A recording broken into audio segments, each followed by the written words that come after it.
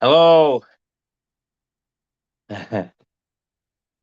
Getting on pretty good there, Kevin. How are you, boy? Hello, my side. How you doing, buddy? Section 8. No worries, buddy. Half pace. No worries. Lower Michigan Hiking Camping Adventures. How are you doing? 7 people in the house. I'm on StreamYard, guys. So forgive me. You guys know how StreamYard works with the comments. It takes a while, right, for it to pop up. Mad Shad, how you doing? Thanks for coming in. Robert Snow. Hey, bye, Robert. How's it going, buddy? Haven't seen you in a while. Miss you. Yeah, so I just came up to camp today. I just came up to get the fire going, dry it out a little more. As you can see, we've done a lot of work in here. Cleaned her out. And got a few more things to do. I got to replace this part of the stovepipe. So I'm going to do that first. Then I'm going to get the fire going. Ignore the ice in the beard.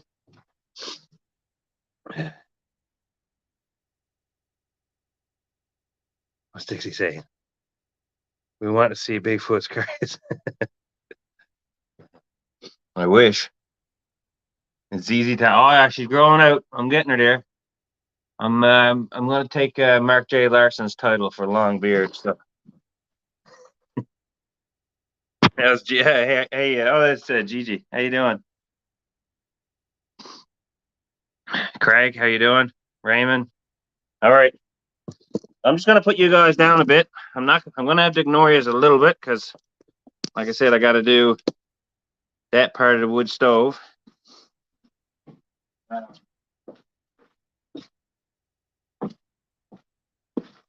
And it is cold. I think it's like -17 degrees Celsius. So if somebody can do the conversion for me, to you, my American friends.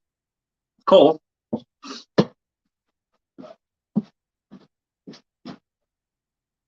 This part of the stovepipe is a little softer than I would like of a metal.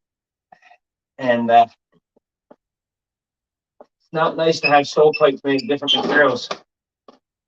So I've learned.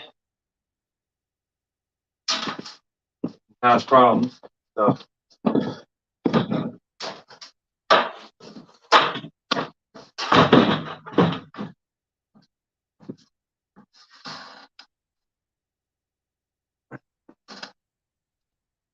And then we'll get the fire going. And once I get the fire going, get some water on. We'll go for a walk then over the hill. And I'll show you guys around a little bit. We'll take a look, see if we can come across some few rabbit trails or something like that.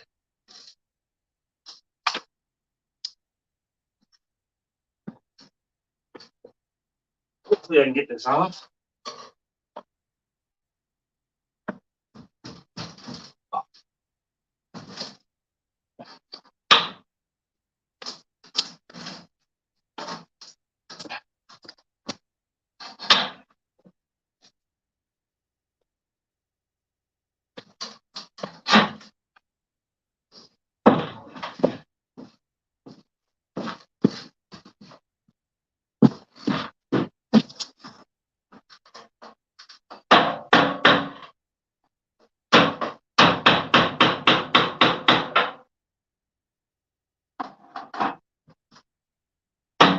Oh, the stovepipe is not wanting to budge.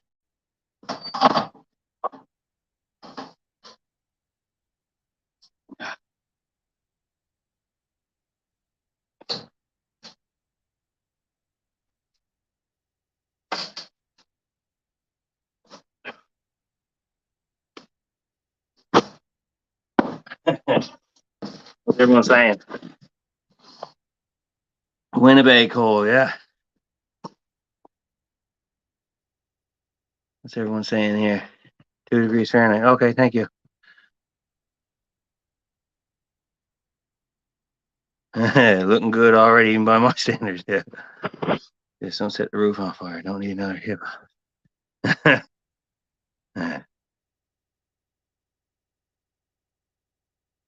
Hello, Lower Michigan Hiking Camping Adventures. All right, this is not wanting to budge.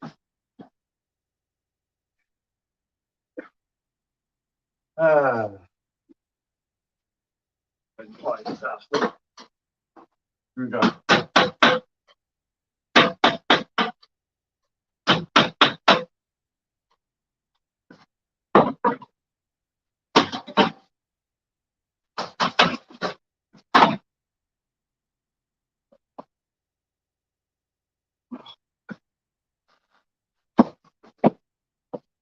Well, I might have to keep it on there if I can't get it off. For now. Until I get the proper tools. I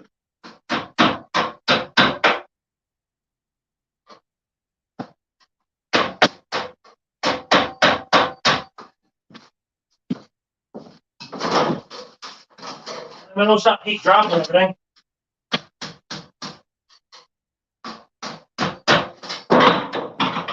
Oh, I can't keep nothing in my hands.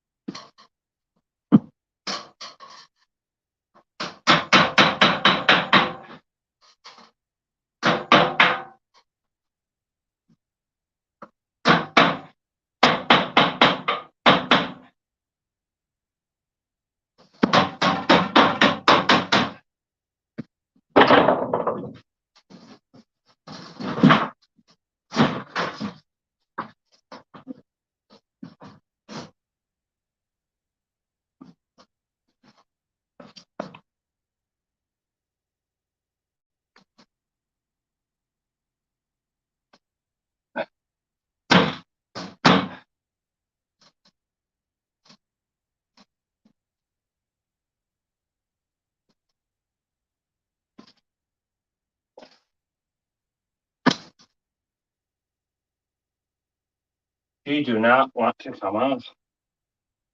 All right.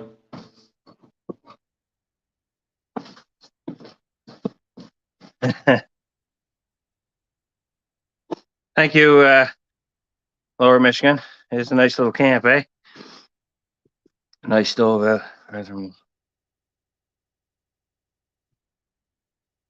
Yeah. Well, that was the whole point of my plan was to try to keep it off a little bit. I did bring it out probably about 4 inches more than what the original stove was at.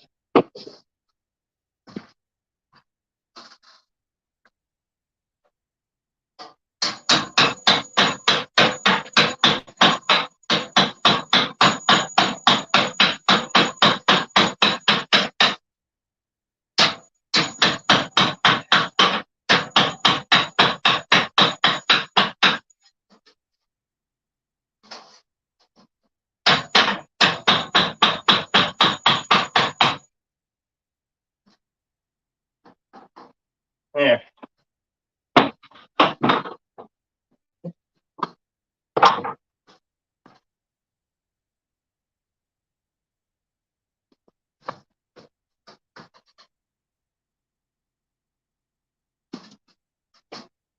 Ta-da.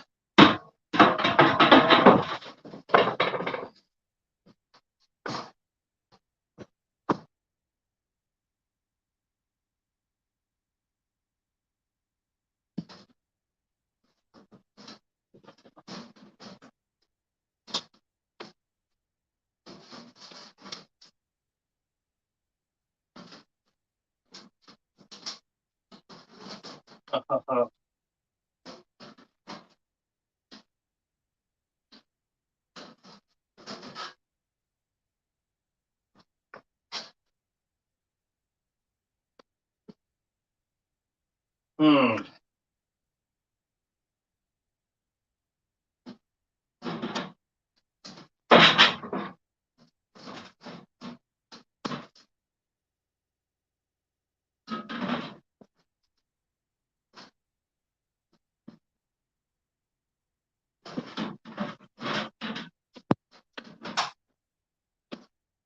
We got an issue.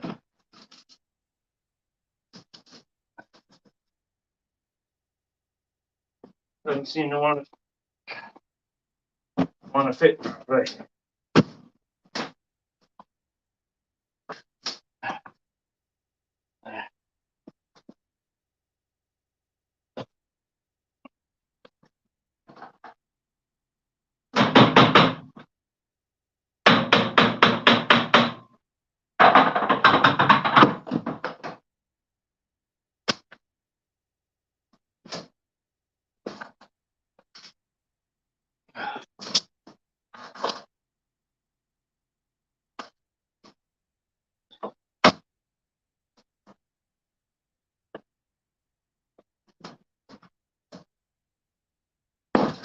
See what you guys are talking about over here.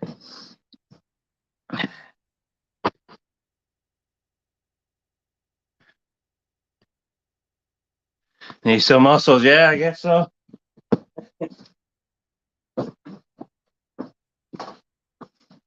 Almost it's got to taper and tip in a little bit. So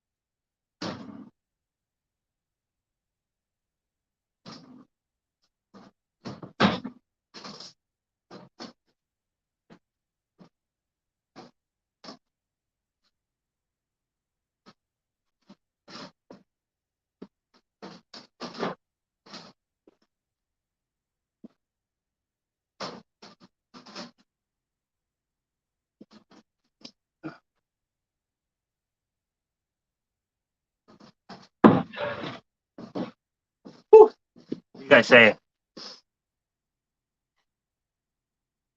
It is a log cabin. Yeah, let me show you inside just for a second. Look at that. Beautiful spot, eh?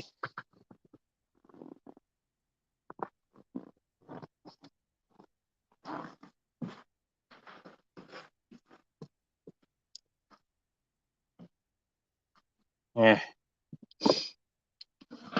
I got that stove on the lower half of it now.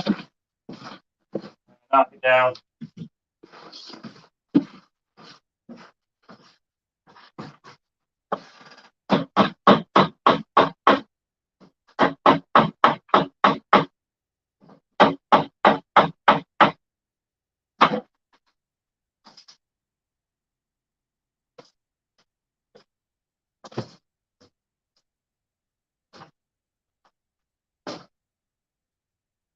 There. Yeah. All right. Doesn't have to need that no more. All righty.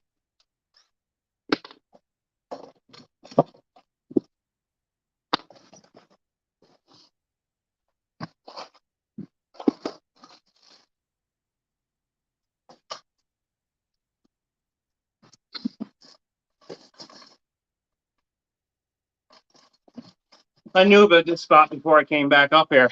I used this spot last time long before I had YouTube. I used to come up here, but in the time it took me to get back here, it's after been completely abandoned, broken into, everything was stolen, vandalized. So I've been trying to bring it back. There's a lot of history in this cabin. It's an old cabin. It was built up here a long time ago by a good group of men, and yeah, it's just been forgot about over the years, right? So you guys can hear me okay? All the audio is good?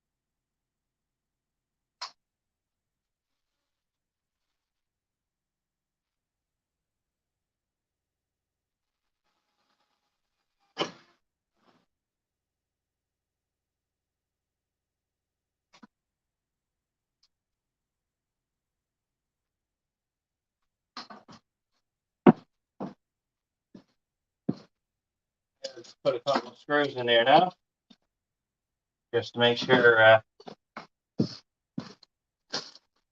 she's holds there properly.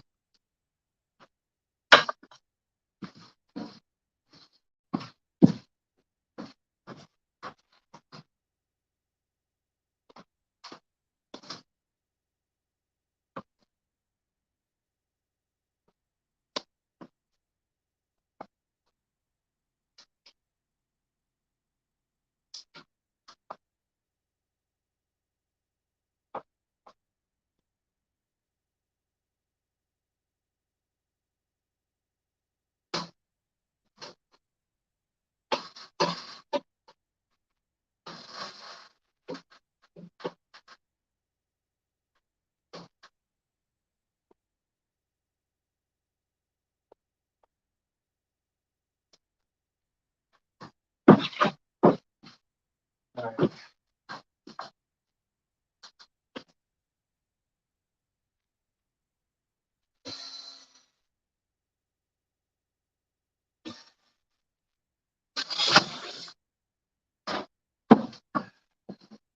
What's everyone saying over here? Oh, got 10 people in the house.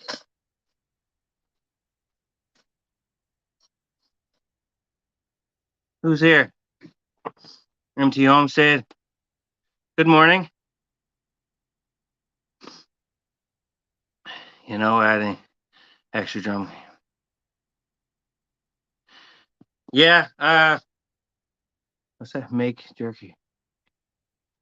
Yeah, I got a whole jerky set up at my house. But that's a good idea, especially for when the weather is a little warmer. That would be a good idea there, Dixie May. I was actually thinking about running a copper coil around, because this is steel piping. So this part where the bend is, obviously, like most camp stoves or potbelly stoves, you know, to get a little hot at the bend there. I was thinking about running copper pipe around it and then running down into like an ammo can or something, so it'll actually through not convection. Is it convection? I don't remember. Anyways, it'll pump the water around until it heats up and boils it, right? I might do something like that eventually. But for now, I just need to get it so it can be nice and hot, cooked on, boil some water, all that fun stuff.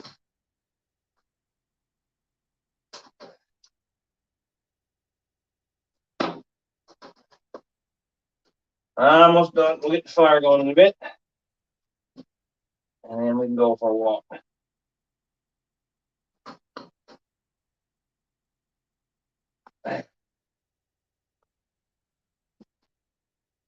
All right.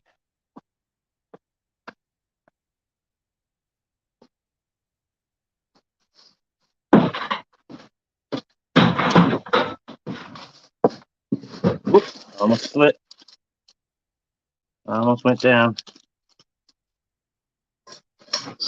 What's everyone saying? Everyone's saying hello. Hey, Chuck, how you doing, my buddy? Glad to see you here. I was watching your video last night of your hot tent. It looks great, and that's a nice stove buddy made there. It's a really nice stove. I got to finish your video tonight. I sat down. That's why I forget to comment on half your videos, because I watch them on the big screen on the TV with the wife usually, and I can't comment on the Xbox. Smoked the meat. Oh, tap off. It's a good idea, Dixie. Hey, Tom. I felt like I was going to message you earlier, let you know I was coming up here, because I know how much you love this little place. Yeah, it is a good idea, Dixie. I got a few ideas to do with this place, but a little bit at a time.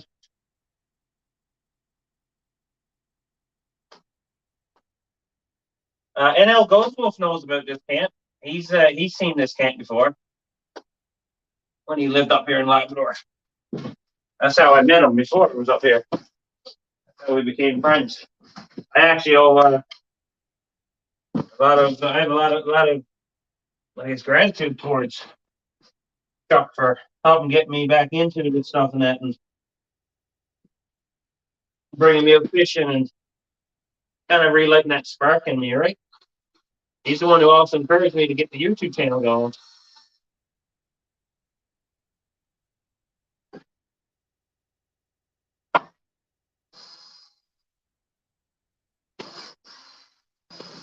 And his humble beginnings of how he started on YouTube, making videos for his parents, ultimately was one of the huge encouragements because my parents love to watch this stuff too.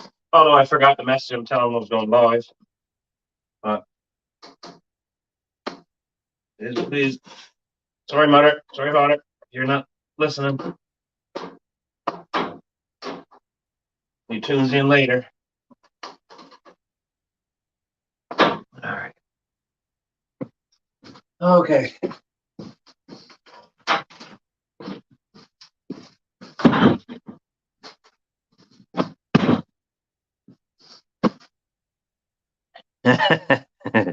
Sorry for that, everyone. Yeah, it's his fault. You got to look at my ugly mug on the internet now. He is a good man. Who are you talking about? Kevin? Charlie? Charlie's a good man.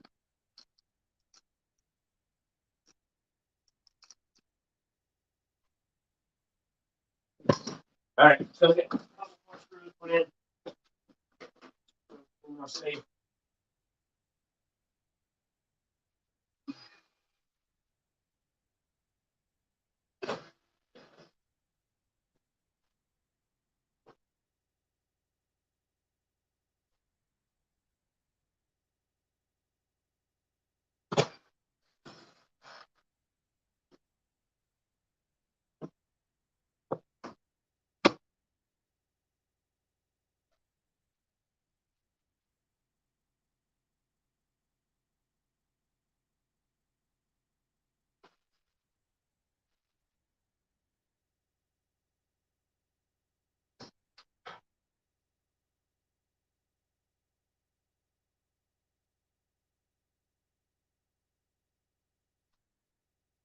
I'm just trying to get that stovepipe. You actually stay in the screws, put in the stovepipe there.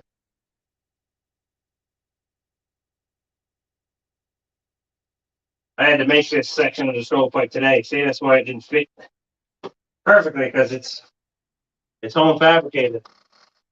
I'm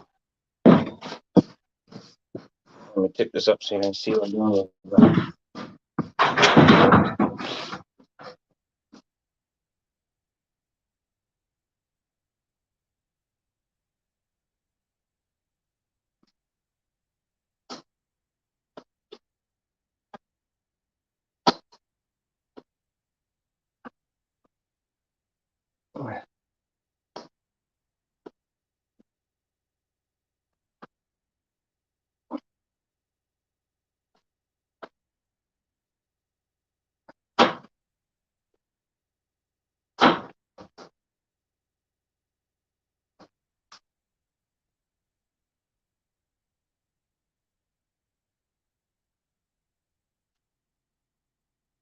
How's everyone doing today? Oh, if anybody's in the chat who's one of my moderators, if you know the link to Al's outdoors fundraiser, I do a fundraiser for him and his voice. They're going through some financial. Well, I don't want to say they're going through financial hardship, but they're in the United States. They got some health problems going on, and yeah, we're just trying to alleviate a few things, few bills here and there if we can, just while they're struggling with life. So, if somebody can post that.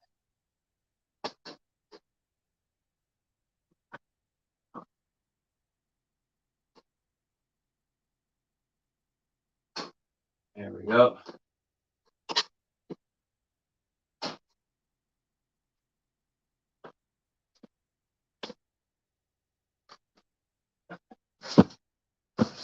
One more screw to put in. That's it.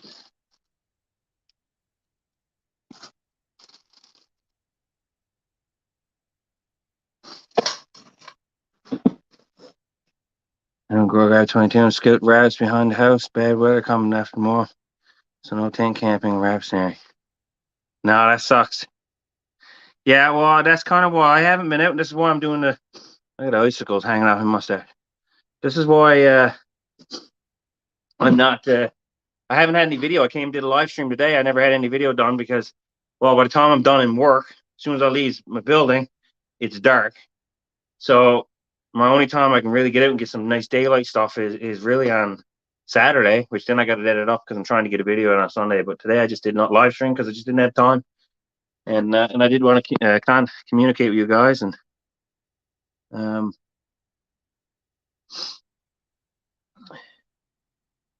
Needing a fresh rabbits too. 3 days of rain after rain. Yeah, it gets dark fast in the north. That's for sure. Like you look outside here now, 1:30 up here, nice and bright.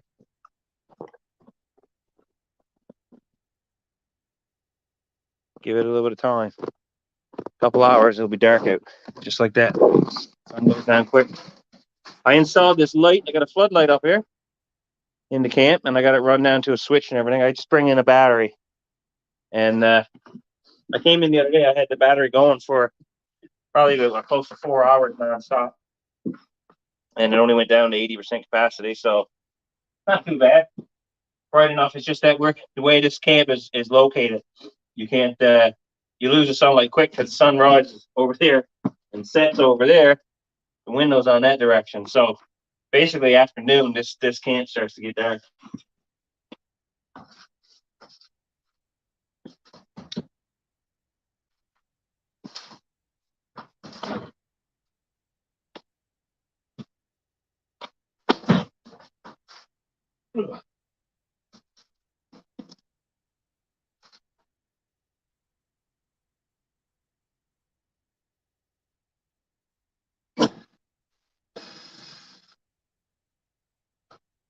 Last screw. Last screw here. Now get that in there.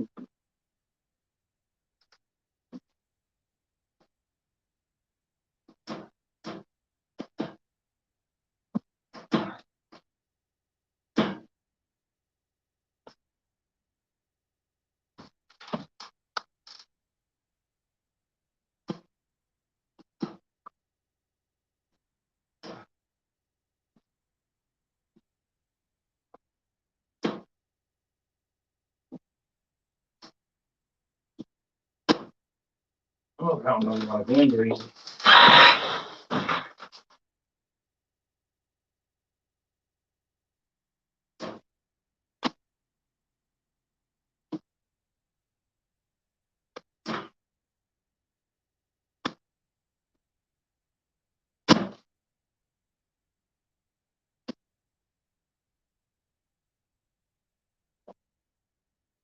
There we go.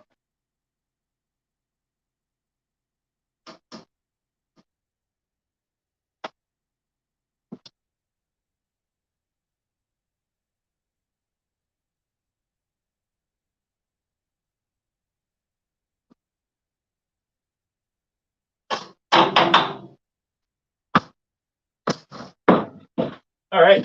Get this fire going, shall we?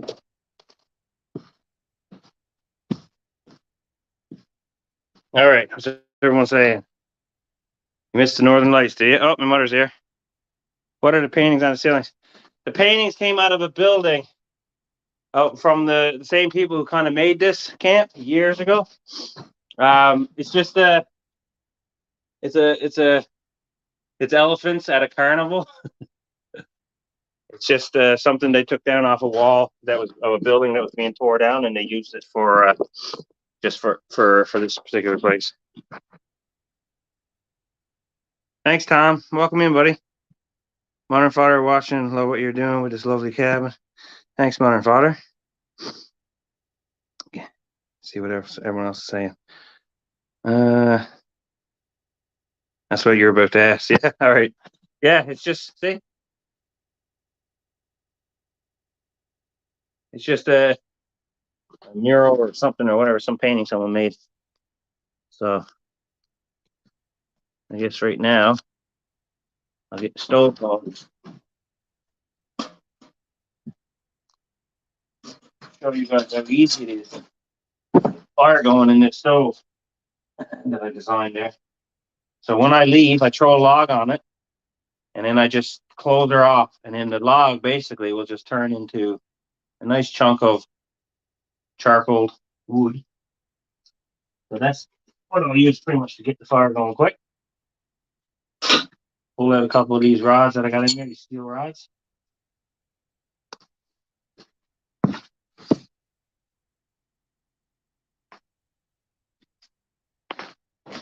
Little birch bark.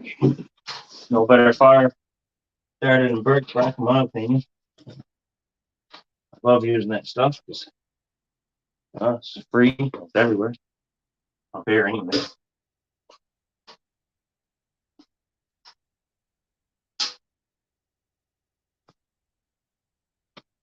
Yeah.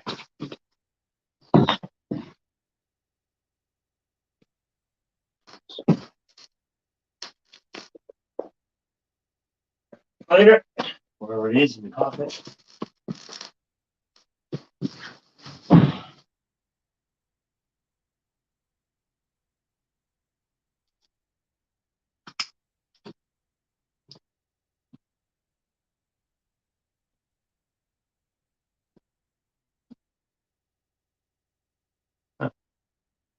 Just like that. Lay that right on top of it. That's it.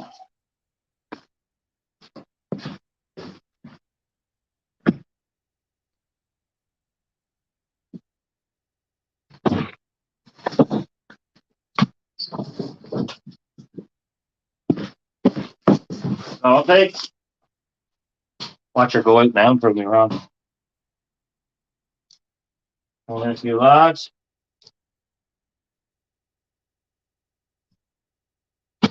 And open the vent. Close her up. Watch the vent do her thing now.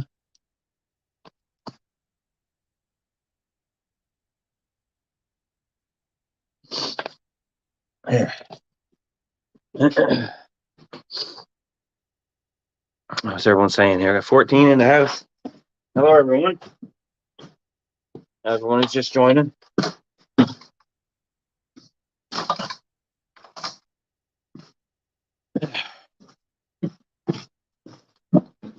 This is a little ammo can power bank that I made. There's a couple of security light batteries inside. And then you open her up, and you got your inverter right here. You flick this switch, turns on your inverter, so you can plug normal stuff into it. Looks to the wall outlet for your 110. Got a couple USB chargers here, and then I just hook it up to a car charger and charge it up on these terminal blocks right there. But I can also use these terminal blocks to boost me side by side or something like that if I want. So I am an electrician by trade, so I can figure a few things out like that. All right, thanks for coming in there, Charlie. If anybody here hasn't checked out NL Ghost Wolf, go check out his channel. If you like my stuff, you'll guaranteed like his stuff, 100%. Good guy.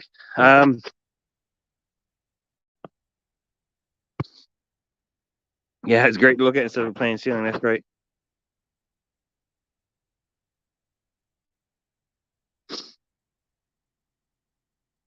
All right, so 15 people in there. So we're gonna go for a walk in a little bit. I'm just gonna make sure this thing's going nice.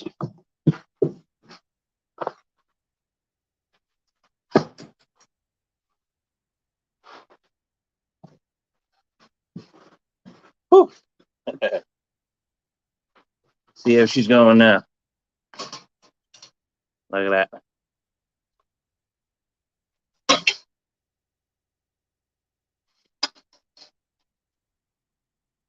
Here we go.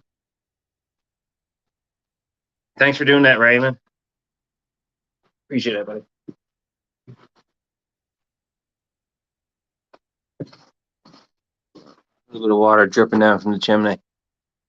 Obviously, I got some snow in there. She's melting away, but here's what it is. Toes are pretty cold right now. All right, let's go out for a bit of a walk out here. I'll show you guys around first.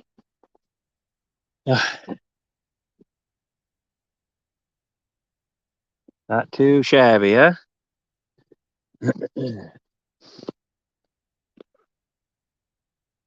So, I really wish I could like I could really show you how nice this is, but it's hard with the camera on the phone. That I need a really good like zoomable camera or something to show you guys so you can appreciate this place. There's just these rolling hills with these big crevices and canyons between them all over the place.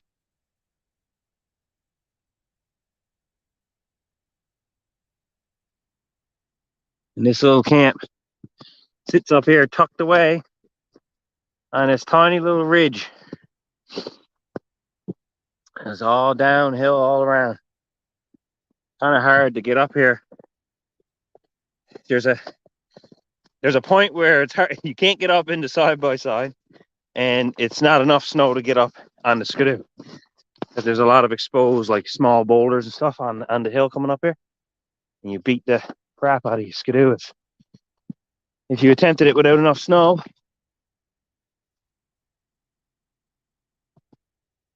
But what a nice spot.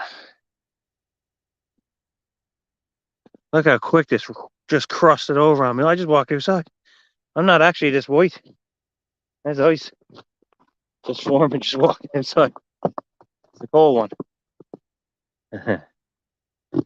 I gotta get a shovel up here now because I don't have a shovel to clean it up today.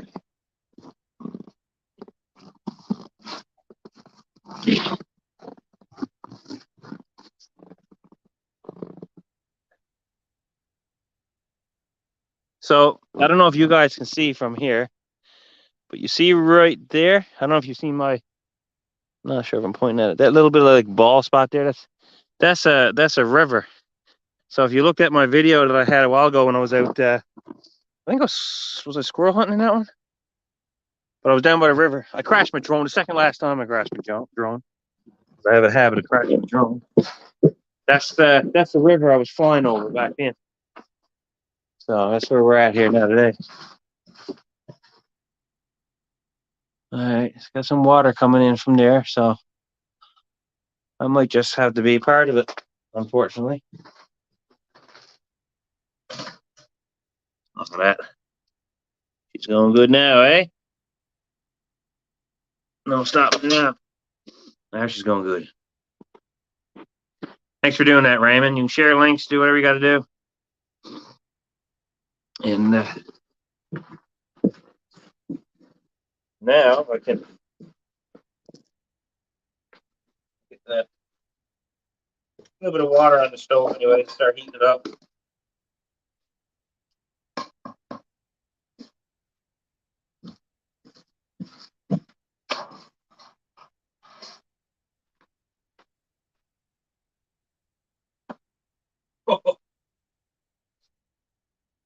Oh, it's got a freeze shut on me. Cold it is in.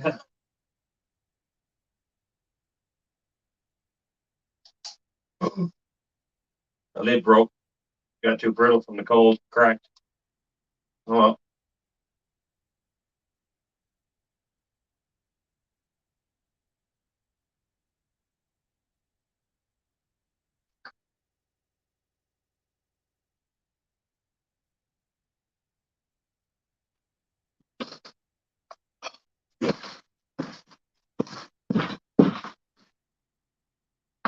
All right. We got the water on. Let me put up my boots a bit. And then we'll go for a jaunt down the hill. Just have a little walk around. I'm going to switch you guys over to the gimbal so it's a little smoother ride for you.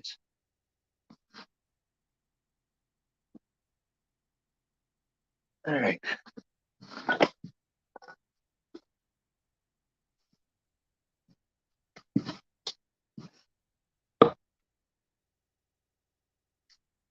All right.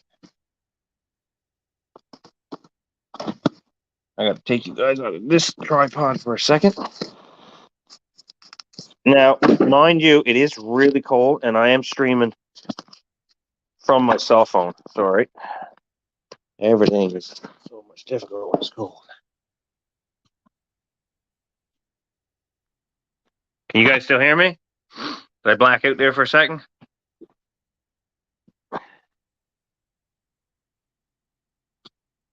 Yeah, it's just a little trapper's cabin. I mean, it's got about I think it's supposed to be about a 10 by 10, but she's sitting closer to a 12 by 12 footprint. But then there's these two overhang spots where the beds are that sticks over. Sorry, I got my hands in the way. Give me a second there. Let me get this all rigged up. All right.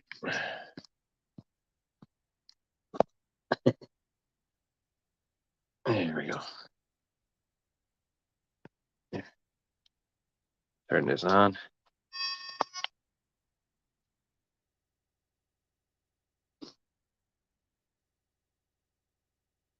All right. I'm going to see if I can change my camera here now. Everyone's saying. Yeah, good size cabin. All right, I'm going to see if I can change my camera here now. Nope. Give me a second.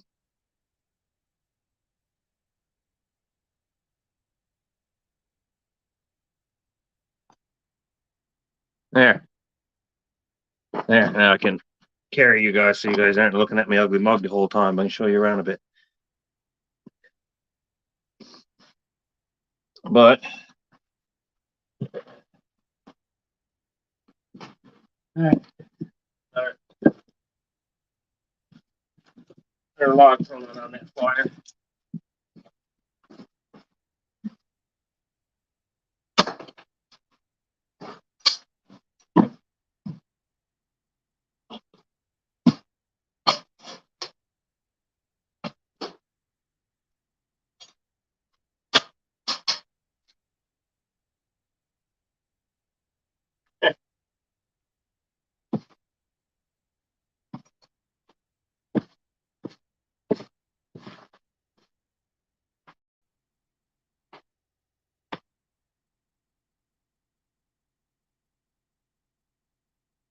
All right.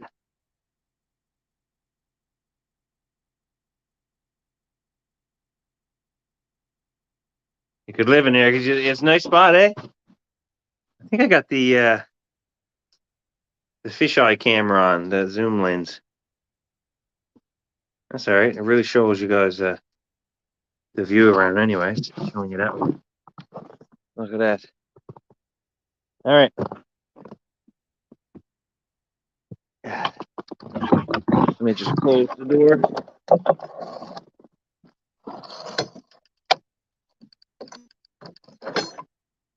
Proper shut. There we go. Let's go for a walk.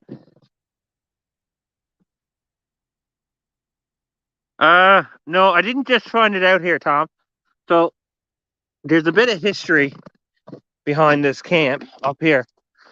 It used to belong to a group of guys that worked where I work years ago. I'm talking like a nice few years ago. And it was being maintained, taken care of for a long time. And then people just gave up on it. And then I've been gone away from here for over 6 years. And I just got back. So that's why I came back to this thing, is because, well, it just wasn't being taken care of. And I feel like it deserves a bit of respect. It's a beautiful little camp. So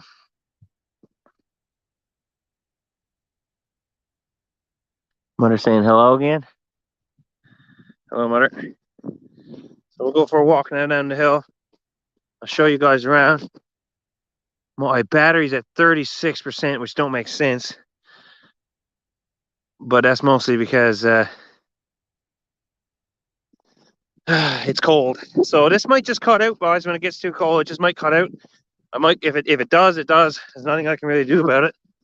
But what I'll do is I'll let the phone warm up and get the live stream going again if it does cut out on me.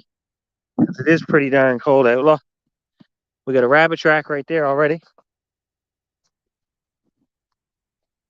Going in through there. Yes, boy. Down the hill a bit farther. Oh, the cell phone do not like the cold. She's down to 34%. Oh man, she's dropping in temperature. Nothing I can really do about that.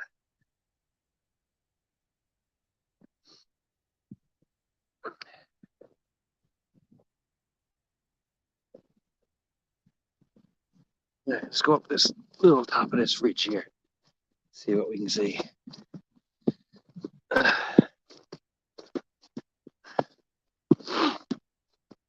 Yeah.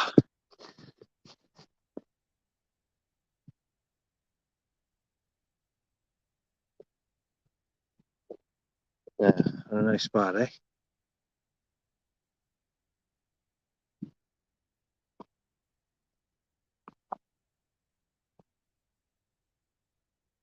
Yeah, it's true, Tom. None of them likes the coal.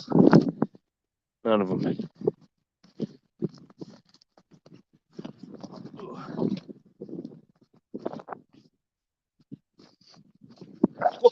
Sounds like.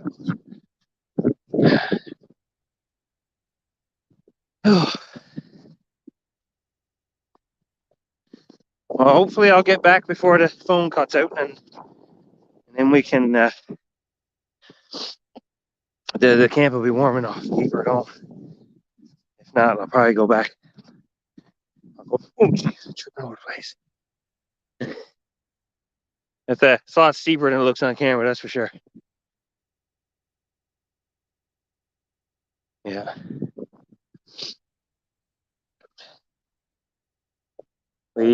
We just got this bit of snow the other day. I was looking for some rabbit tracks, but I'm not seeing a whole lot around right now. Anyways, it's been pretty cold. They probably haven't been running much the last night since we got the weather and everything. So, whew, here we go.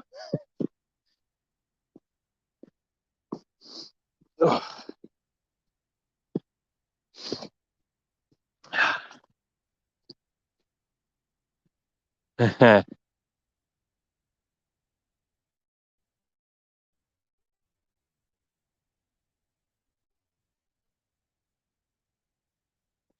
They can't work well in the warm, letting alone the cold. That's true. They don't like the cold. She's down to 29% right now. I started when I first started streaming this. She was at 93.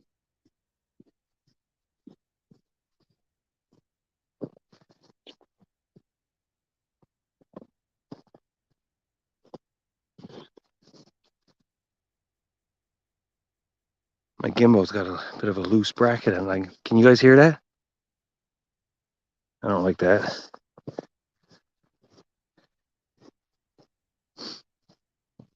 I was hoping to see more rabbit tracks down around here, but because when you're looking for rabbits, one of the things you want to look for when you're looking for rabbits is a mixture of spruce and pine with birch, especially in the wintertime. You get a lot of rabbits love birch tips, and as the snow falls, they get to reach the higher limbs and stuff, right? But they like the cover of spruce and pine. So right here, you'll see there's a nice mixture of spruce and birch and pine and everything else, which is usually a pretty good habitat for rabbits because it gives them food and shelter. And maybe some of them just aren't coming out in the open. That's why I'm not seeing them. Maybe all the tracks are in the woods still. Just walk down this trail a little bit anyway. See what's going on down here. When am I staying out there overnight? It's a good question. Whenever I get a chance to, working a full-time job, like I said, is maybe what I'll do is I'll stay out here one night and I'll do a live stream with you guys later in the evening.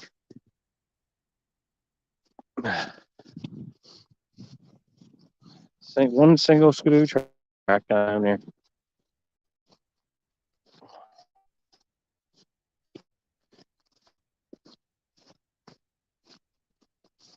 Water there.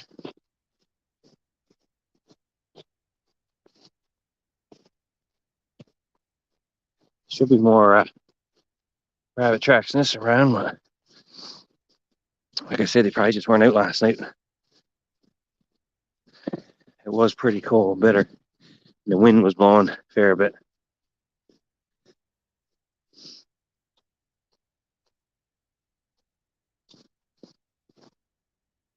All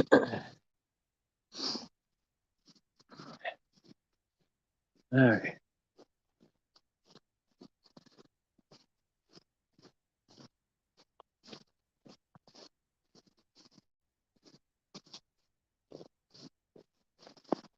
It's at this crossroads here. What is this? What are those tracks? Not rabbit.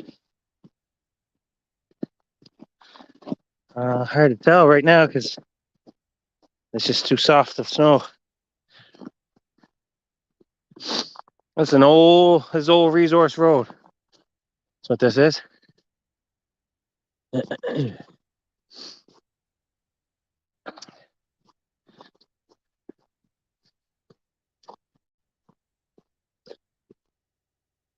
Yeah, I won't go too far down. Like I said, this road's gonna cut out soon. It is nice, isn't it, Mother? Really nice.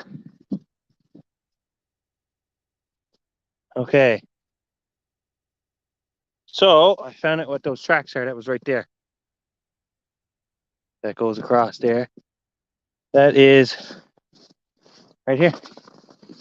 That's wolf. Pretty sure that's a wolf print. That's my hand next to it. So we're looking at about that big. Seen them a lot bigger up here than that.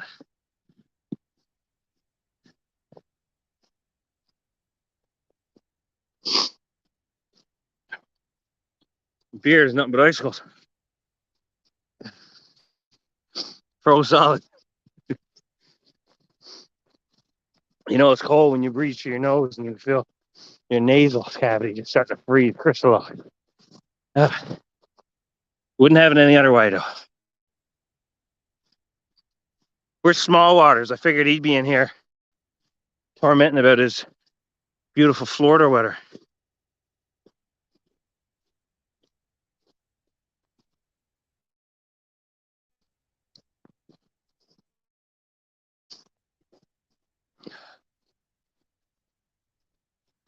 We're down to 19% on the battery.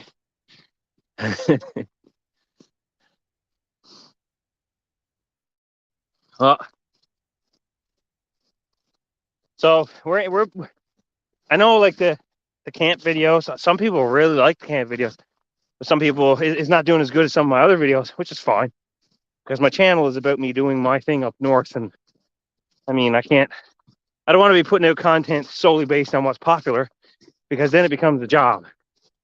So I'm up at the camp today doing this. I still trying to bring you guys content and stuff, but it's a little later in the winter when I'm going to be able to really get into the groove and hunting and everything else. Is we're waiting on the ptarmigan to come down from the mountains.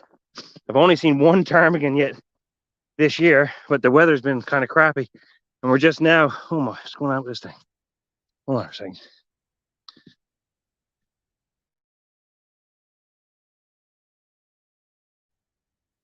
There you go. Hold on. Oh, this thing's not wanting to. I'm just fixing the gimbal. Sorry, guys. So, anyways, yeah, we got to get the I'm going to get in to do some more ptarmigan hunting once they start coming down out of the hills and stuff. We'll be doing that, some snowshoeing, and some hunting on top of that. What else we got going on? I might be going to the Mealy Mountains. I might videotape that as well. I might be going up to the Mealy's with my hot tent. I ordered a hot tent. I'm just waiting for it to be finished, put together. And we might be going up there, do some adventures and some camping and stuff like that. I got a bunch of things. And I know everyone keeps talking about fishing, ice fishing. Because I see After 5 outdoors and everybody else out ice fishing and having fun. Unfortunately, here in Newfoundland and Labrador, our main inland waters is trout. That's our main fish in the inland waters. So because of their breeding season and everything else, our ice fishing doesn't open up until February. So in February, in another couple months, I'll be drilling the holes through the ice with the auger and doing some trouting. We'll be out doing some adventures, but right now we're at a little bit of a dead time. We're in a bit of a dead zone because Waiting on more snow and waiting on the season's over. And beard mesh Maconia. Whew. This hill is a lot steeper than it looks on camera, that's for sure.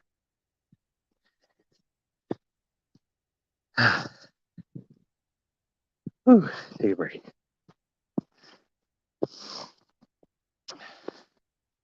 I'll head up there now and see what the temperature's like in that camp.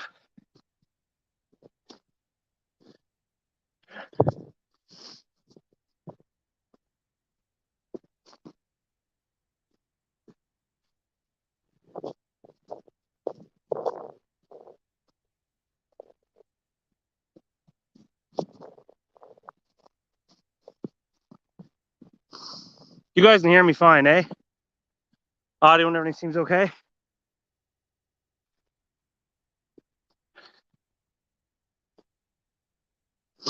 Video. Still got 11 people in the house. Thanks for tuning in, guys.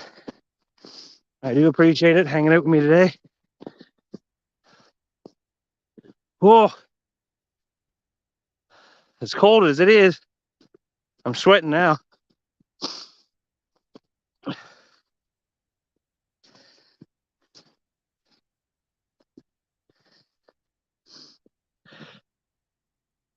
What's five by five? What are you saying, Tom? Oh, the sound. Yeah, five. Yeah, sorry, buddy. Thanks. Appreciate it. Whew. Well, thanks for tuning in to hear me breathing heavy. Oh.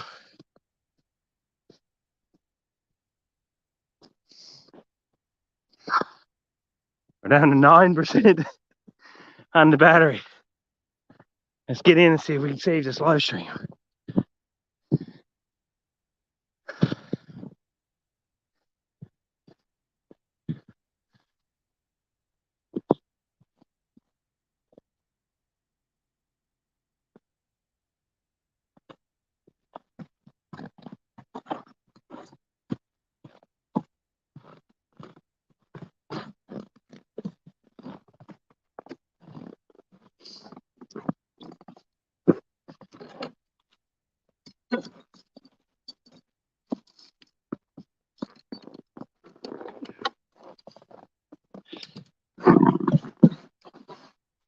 Oh, it's substantially warmer here now.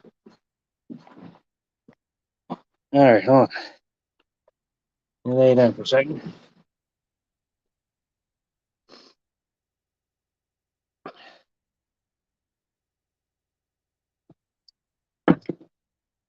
Oh.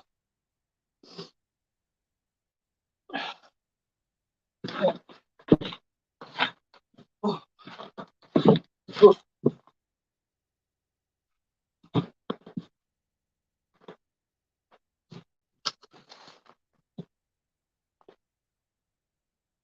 We're at 6%. Start plugging this thing in for.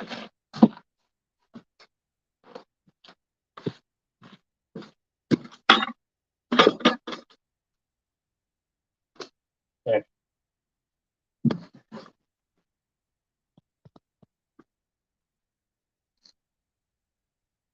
Eh.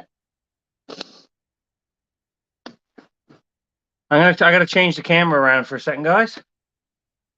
So I can see you guys what you're saying. And we're getting our exercise. That's right, mother. Settings, camera. Hold on there now. You're gonna see my ugly face again. There she is. All right.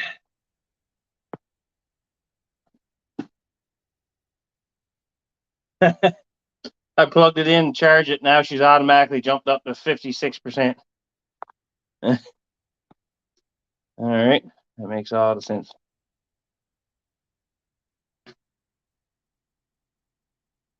There.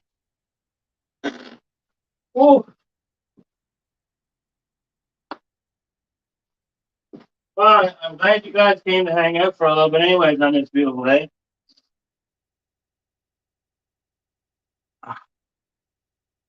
Beer gets soaking wet. All right.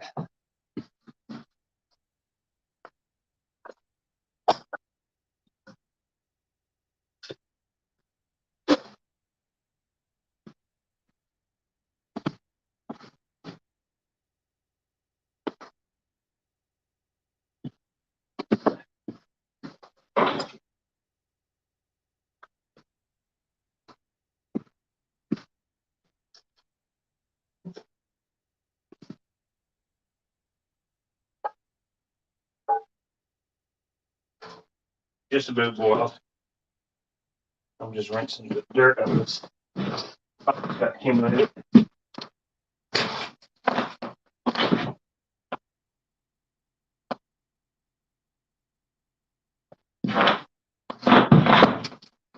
Oh, yeah.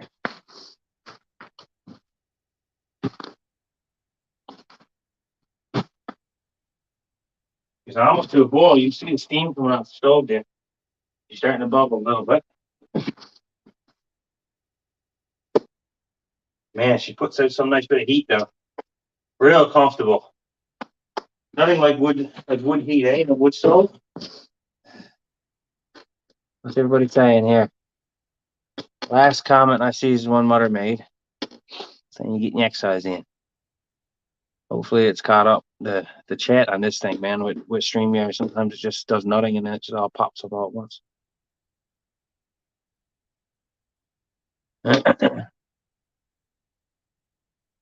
Yeah. Have a cup of tea now as soon as that's done. What a nice little spot, eh? What a beautiful spot up here.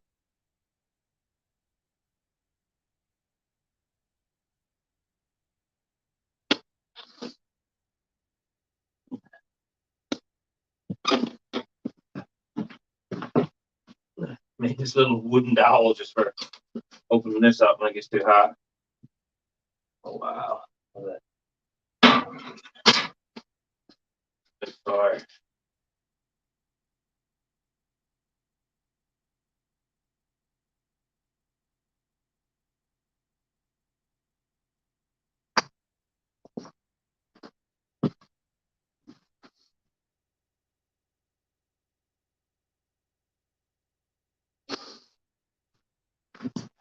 Time's at 9, it's 2 o'clock. Oh, we've been going for an hour.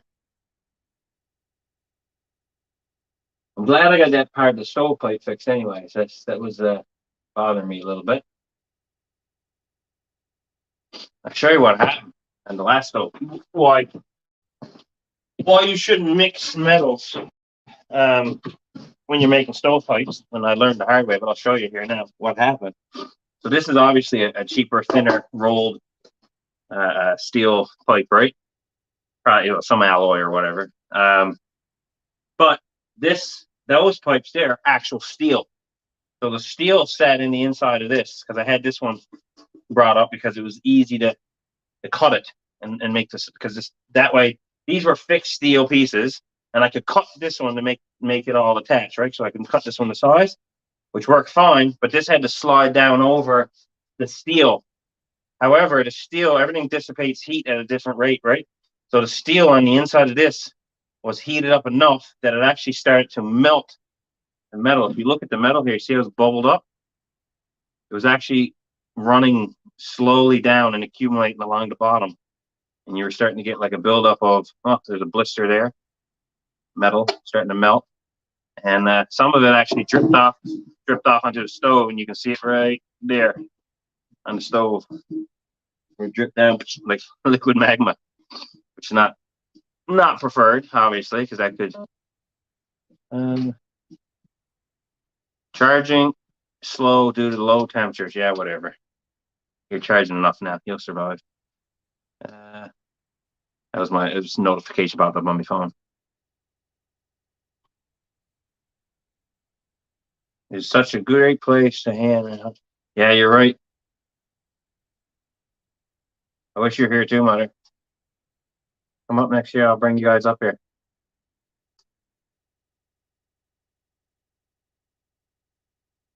Oh, you're back, all right? Oh, that's too bad, buddy. But at least you got out. This nice thing about setting traps is half the fun is getting to go check them, whether you get something or not. Oh, well, she can get hot, but it's just that this is also kind of a cheap, really cheap, like stovepipe, like trash. But yeah, normally, see, you fit two similar metals together and they dissipate at the same rate. The problem is, even though it's getting hot, it's not dissipating at the same rate as that, so it accumulates, and then that's why it starts to melt. Not necessarily the pipe does give off a steel pipe does give off a lot more heat though. That's for sure. It retains more heat as well. But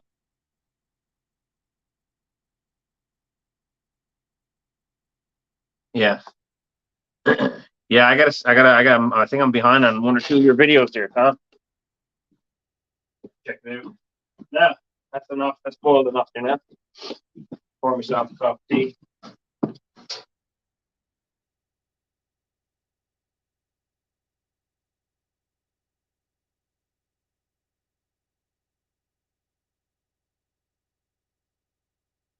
Ta-da.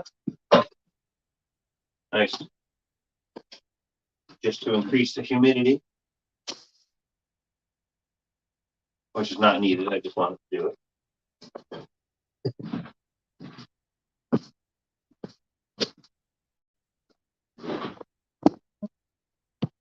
Oh, oops, something's going on with the phone. I'm all tilted. Sorry. There we go. Let's see what everyone's saying here now. Ooh, there we go.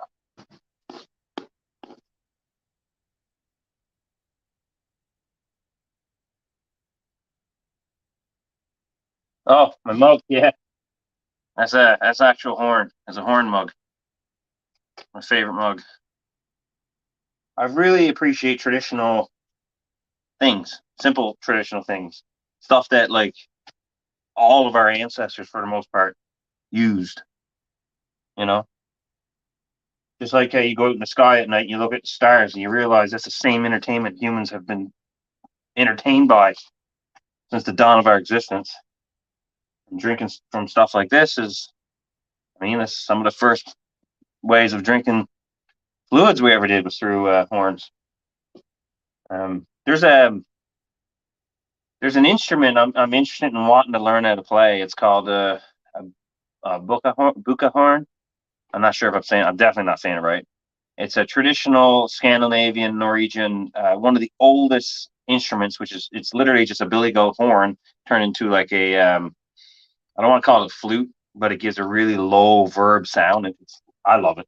If you know the band Wardruna, they use it a lot, and I really like that, and I would like to learn it because it's one of those instruments that's the sound complements nature. Like you could come up here and play it, and it complements nature. It's not like distorted guitar or a big drum set or something like that with cymbals and everything that sounds out of place with nature. This thing was also used back in the time historically for calling in your sheep and stuff like that. It was used as a herding tool. It was also they say it was one of like basically the first cell phones kind of thing. You also would play certain sounds through the goat horn or the ram horn, depending on what you're using for, to communicate with other people in the woods far away to let them know if you were in distress and stuff like that. So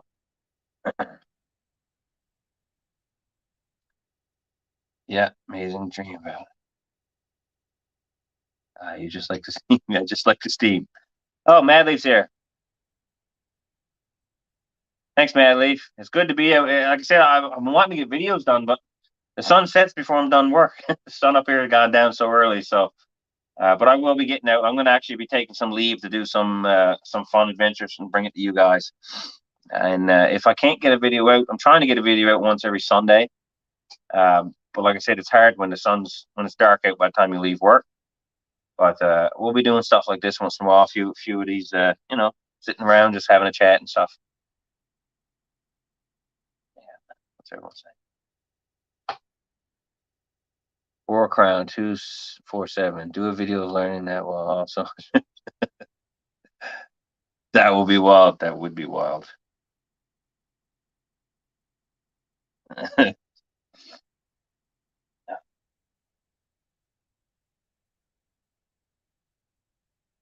Oh, it is a lot warmer in here though. It's still going right now. A hell of a lot warmer. Yeah. I don't know if I've seen you in here before, Warcrown. If I have, I apologize. But welcome. Thanks for dropping in. I appreciate it.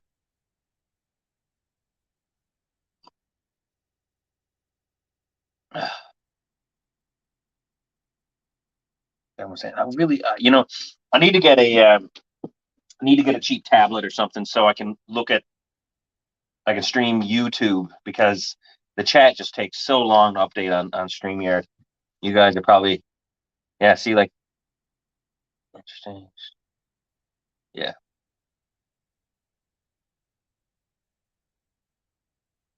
Um, Sorry, I'm not sure what you're saying there, Tom. I'm glad you're here, Warcraft. Warcraft, sorry. I see a few little spots where the light's poking through across the logs at the bottom of that down there. But I'm not too worried about cracks here and there, a few little cracks, because it's a trapper cabin. It needs venting anyways. It needs some air to get through for the stove. As long as water and everything else not coming in, and it's not really big enough for mice to get through that I can see maybe shrew or so, but you're not going to stop them from getting in anyways in a log cabin. They're going to come in whenever you want. That's the thing about these log cabins. You it is what it is. So you know when you're sleeping in here, you're probably sleeping with rodents.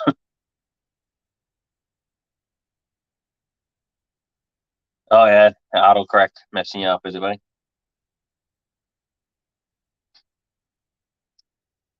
There we go. Yeah, we got some. You guys are actually sitting on a pack of insulation. I do have some insulation that I can stuff in there, but I use this spray foam is good enough for now. But I do see some more spots that are quite large. It's gonna need more. It's gonna need more chinking between the logs.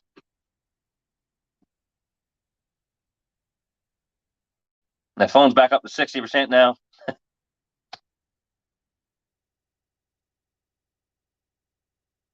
Yeah.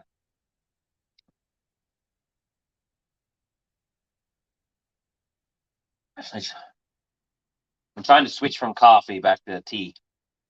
I have a caffeine addiction, and I've had it for years. And it's not good to have any addiction, but um, I'm down now. I'm trying to wean off too much caffeine because, like, if I don't have a coffee before noon, I get a headache, and if I don't have a coffee after supper, I'll wake up with a headache at night, uh, which is not preferred because if I'm ever in a situation where I just don't have caffeine, then I'm just going to suffer, and that's not good. So I've been decreasing the amount of coffee I've been drinking, and then I've been switching to tea. And right now I'm just using the green tea, and then eventually I'll use something else and just try to wean myself down a little bit to at least get rid of the headaches, so I'm not forced to drink caffeine twice a day. We got 14 people in there. Thanks for coming in, guys. I haven't done a live stream in a long time. It's been a while. I think my beard was this big last time did a live stream. What's Kevin Rickett saying? Gotta run. My phone's dead. Great stuff. Bye. See ya. Thanks for coming in.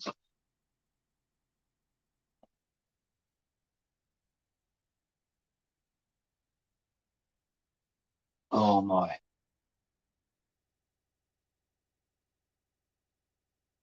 Let me check on the stove there.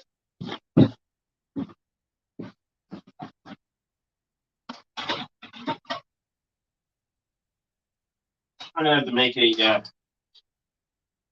a tiny little shovel cleaning this thing out afterwards. And she gives us some nice warmth. It's just really, really good. And if you guys aren't aware, I made this stove. This is just a propane tank. Took it from the dump, and I just welded it all up, made door underneath for it, and Made a few stoves in the past, but never one that worked as good and as efficient as this one. I got the flue open up on that one real good. The vents open right up. So she's she's burning pretty hot. But she'll once I get her going nice there now, get a nice bed of coal. I can sax it up and I can close her off and just leave her open just a smidge, and she'll keep pumping out heat for hours before she needs another lock or two. I'm really impressed with it. I think some of the stuff that helps is that inside, instead of using a traditional like grate or something or just a bare bottom, I raised up all the wood and I have the vent so it goes underneath the wood and it's being propped up by these metal bars, solid steel bars. So I think that helps retain the heat and just makes it a little more efficient as well. So, oh, Lisa's here. Hello, Lisa. Thanks for coming in. Good afternoon. Great to see you too. Hot toddy helps too. Yeah.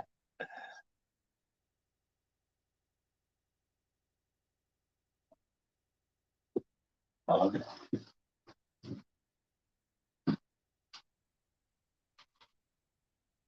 But look at that. It's broad. Close it out a little bit.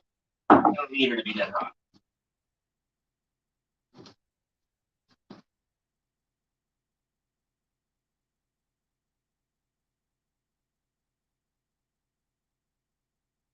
Oh yeah, she's not too hot up there. I mean, it's a stovepipe. Yes, it's hot. I'm not going to say it's not hot, but she's substantially hotter here than up there. So I don't want her too hot up there anyways when she goes to the roof.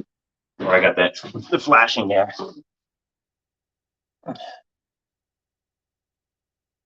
There we go. Still 12 people in the house. Geez, you guys got nothing else better to do today than watch my ugly face or what? Does anybody here want to come up on panel? I wonder if I know the link to this. Probably could. If anybody's interested in popping up, let me know. You don't have to just listen to me here.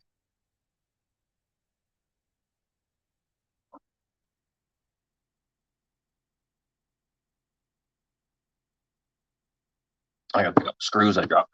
Where someone stick that in their foot or boot.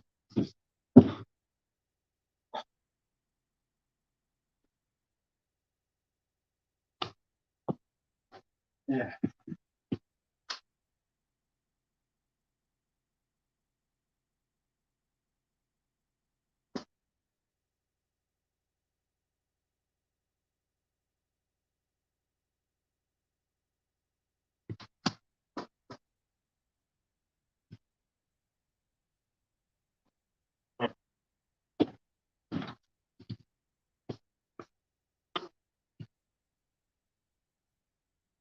See, has anybody else said anything else?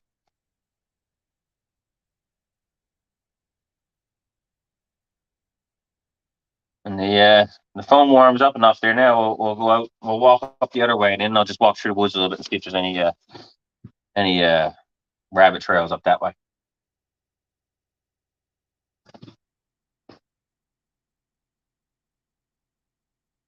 No, wolves are seeing a wolf is not common, but finding the tracks of wolves are pretty common, right? You know how elusive a wolf is. You don't really see them unless they want to be seen. But yeah, a lot of people up here trap wolves and hunt wolves. The more north you go from here, once you get up to like the smaller communities, like there's a community farther up north from Goose Bay here called Natwashish. They have a higher wolf population up there, but there are definitely wolves around here. There was a pet cemetery. Last time I was living here, we had a pet cemetery that you just bury your animal when your animal died and everything else. They had to actually level it and put concrete over it or whatever they had to do, but they had to remove all the dogs, and I don't know if they did a mass cremation. I'm not sure exactly what they did to clean it up, but essentially that's what they had to do because the wolves moved in. Every time someone's dog would die, they buried a dog, and then the dog got dug up and dragged off. So they had to get rid of the pet cemetery because the wolves were becoming a problem around it, right? But there's definitely wolves there. There's lots of wolves. There's no shortage of them, that's for sure. Foxes, nice few foxes around. I mean, it's the wild of Labrador. There's everything up here for the most part. It's just The land is vast. The land is vast. It's just the amount of people up here compared to the land. They call it the big land. Labrador is nicknamed the big land because that's what it is. It's just vast land of wilderness. Yeah. But yeah, we do have nice people. I'm contemplating trying to see if I can get a wolf. I might try to trap a wolf or hunt a wolf. I believe this year they actually put wolf on our small game license. Like that's how we know. You also know that there's not a shortage of them. Is that they're handing them out with your basically your uh, ptarmigan and squirrel license. You go buy a squirrel license, they throw in the wolves on top of it, so not that much of an issue. Um, yeah, I had a buddy live in Montana. Had wolf springs. Yeah, never seen it. Yeah, I mean they're and they come out at night, right? Like most wolves, from what I understand, are nocturnal. So while we're sleeping, they're out playing. But when I was here, I'll tell you a quick story. When I was here 6 years ago, um, I was at home. It was late at night. It was a snowstorm. The wind was just blistering, just blowing through. The snow was blowing through, and I could hear a dog uh, yapping, like a really weird sounding, like dogs yapping. So I didn't think anything of it at first. It just sounded like a dog trying to get inside, and then it got worse. So I called the police, and because like I knew it wasn't, I knew it was coming out from like close to my place, but I couldn't tell where it was coming from. And then it started. It just sounded horrific. So I called the police. They said someone already was contacted them. So they came, and long story short, my neighbor, they had one of those like igloo shelters outside for their dogs to get in out of the weather. And anyways, a wolf came in and attacked the dog. Now they had a yellow lab, and I kid you not, that yellow lab destroyed the wolf so much that the yellow lab walked back into the house. Now it did end up getting put down because it was like I think the vet stopped counting at like 300 puncture wounds that needed to be repaired. But the wolf, the dog survived. However, the wolf was so torn up by the dog, and you would never think a dog would be able to protect its home against a wolf like this. But it tore the wolf up so bad, the wolf went underneath the deck and lived there to die until the police came and then shot it in the head with a slug. Um, but yeah, they ended up having to put the dog down as well. But man, that dog, he held his own against a wolf. Now the wolf might have been weaker, and that's might have been why it came in alone by itself. It was a lone wolf. During a snowstorm, it was probably desperate. But that happens up here, right? We do have issues with wolves every now and then. But yeah, that dog, man. I mean, it held its own. It protected its family as best it could. Did a good job. All right, buddy. Thanks, Tom, for coming in. I appreciate you. Thanks for coming in, buddy. What's going on here? Frontier Survivor. Frontier Survival. How you doing, buddy? Heath. Did I miss you earlier, Frontier? Sorry if I did, buddy. All right. Yep. Um. Yeah. I mean, we have wolves. So where you have wolves, you're bound to run into wolf issues sometimes. You're not going to tell me anywhere that there's wolves that they're not an issue, because stray dogs become issues. Wolves will become issues.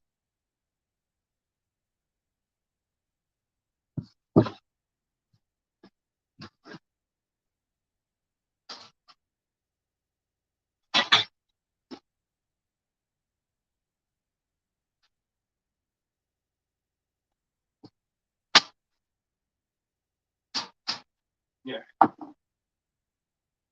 Yeah.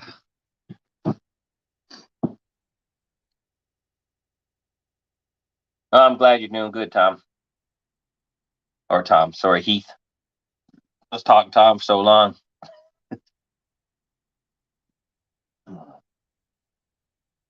Man, I wish I could just like, I wish I could get like a bunch of my YouTube buddies and that, like you guys up here, and just to come hang out. I'd love to be able to get to one of those rendezvous that like Boxy had going and stuff. That'd be pretty awesome to get to there one day.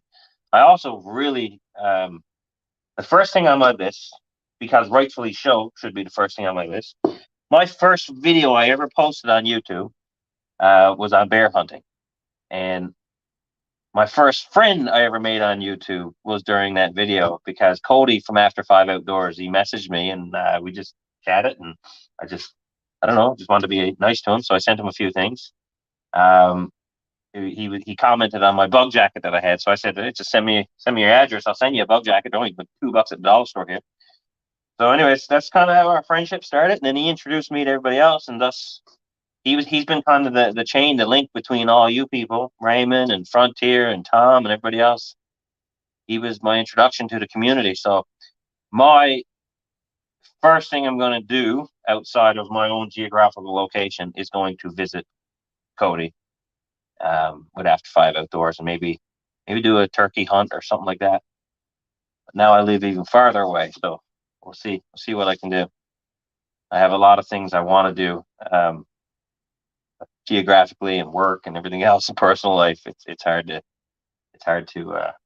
get out and do it. Another thing I would really love to do is gator hunt. I would love to get like hunt a gator. At least you know how they do. They trap them, they fish, they get them tied up, and then they use the boomstick on them. I'd love to do that. I had gator for the first time. I was in North Carolina a couple years ago, and I absolutely love gator. I thought it was one of the best meats I could have ever eaten. I loved it. You're right, Frontier. He's a great guy, and he got a great channel. Oh, Smedley saying we have a Wolves Myers up to 20 in a pack. That's a good size pack. And neighbors have lost pets. We've had ton. Timberwolves. Timberwolves are huge. So we. Yep. Oh yeah. Oh yeah. They're big. 140 pounds. That's spot. 140 pounds, but with a mouth that could tear you to pieces. Wolves are no joke. Definitely no joke. But they're there. They're part of the economy. Or economy. They're part of the ecosystem. I suppose they're part of the economy too if you're trapping them for fur.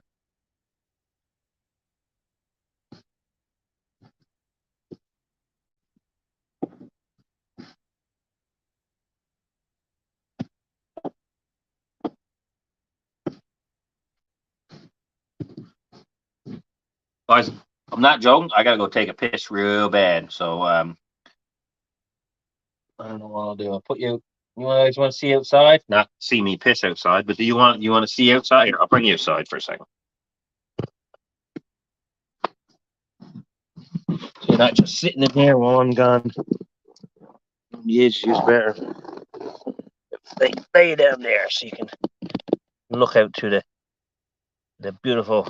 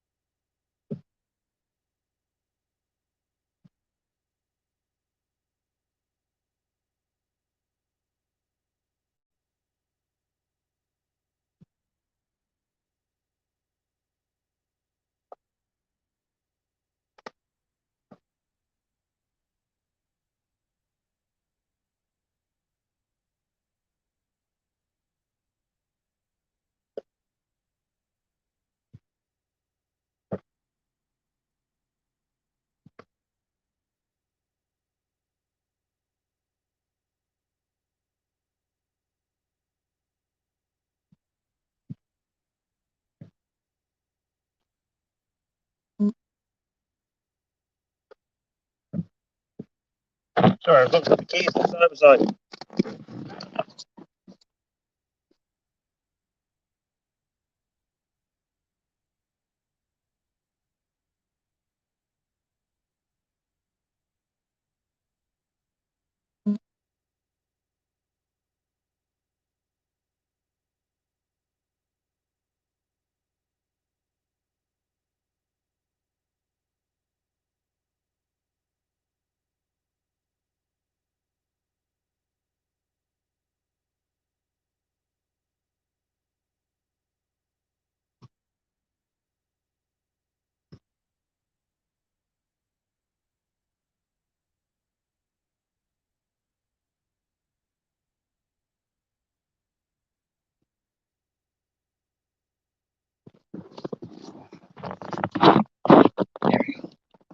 Much better.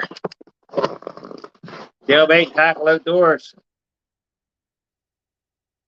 You want to see me? I'll wrestle a gator, but you got to close his mouth and tape it shut first.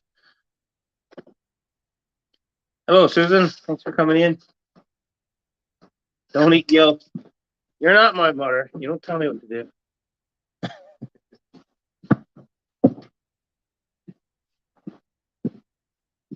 Oh, nice. All right. It is a beautiful view, isn't it, Susan? Thanks for coming in, by the way. How secluded can someone get? Yeah. Beautiful up there. Yeah, it is War Crown. All right. Yeah, I don't eat the yellow snow. I learned my lesson there long time ago. All right.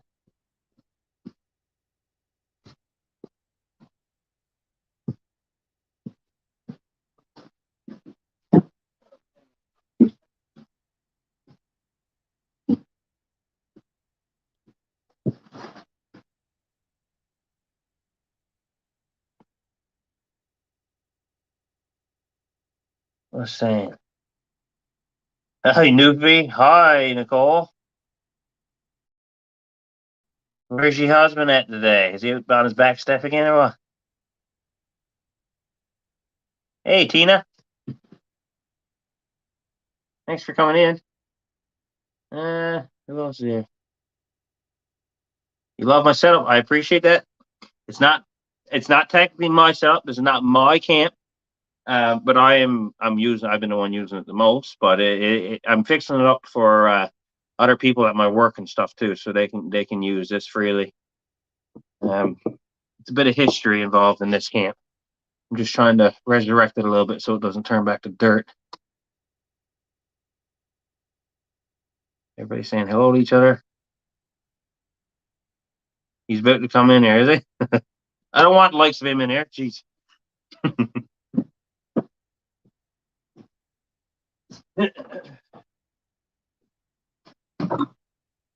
You told play.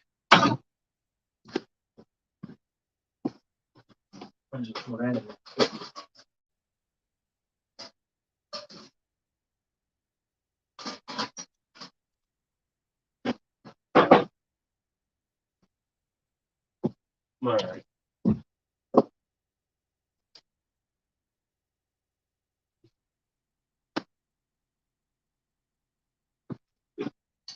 Lock this rolls up a little bit, so put it there tall out. A little bit.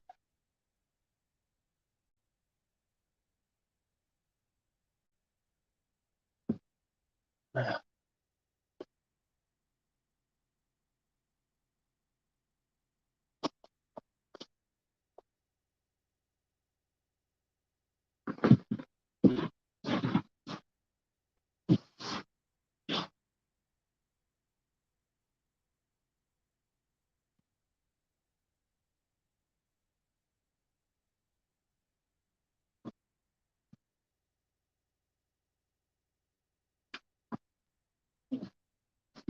A couple fuel tabs I'll leave behind.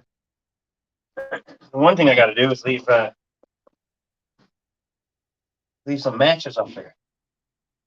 you don't bring a way to get the fire going, you won't be able to get the fire going. Oh, there he is then. Speak of the devil. Where's he at?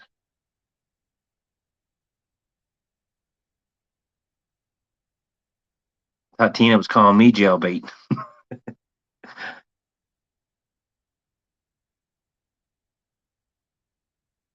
What's up, Al? How's it going, buddy? Thanks for coming in. Yeah, I can drop the link. Hold on there. Let me find out how to do this.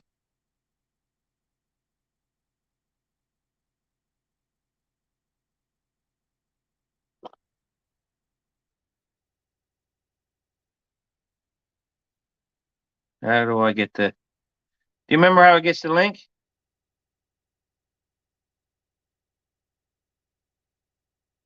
19 likes. Oh, thanks, guys. I can't see none of that because I'm on StreamYard. Hold on. Oh, there we go. See if I can post comment here. How do I post here? Hold on.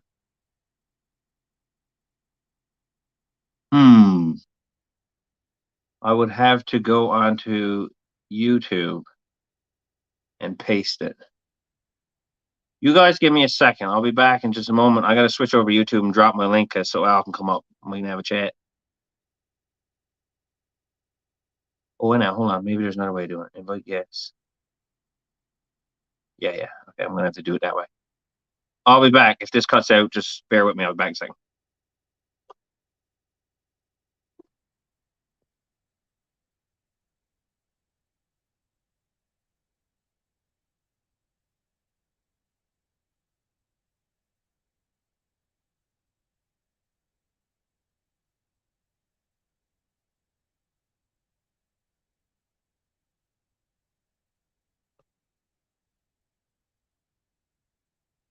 All right, I'm back. Do you guys see? Nah. Let me know when you it's been a while since I done a live stream. I can't even remember now. I know you clicks on that. I think you pops up in the bottom there. I'm on mobile, so.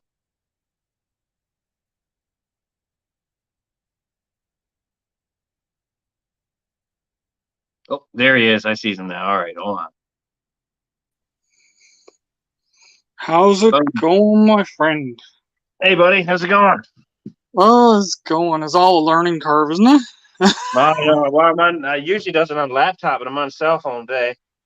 Yeah, I usually does it on the cell phone, so when I goes on a laptop, I have trouble. Yeah.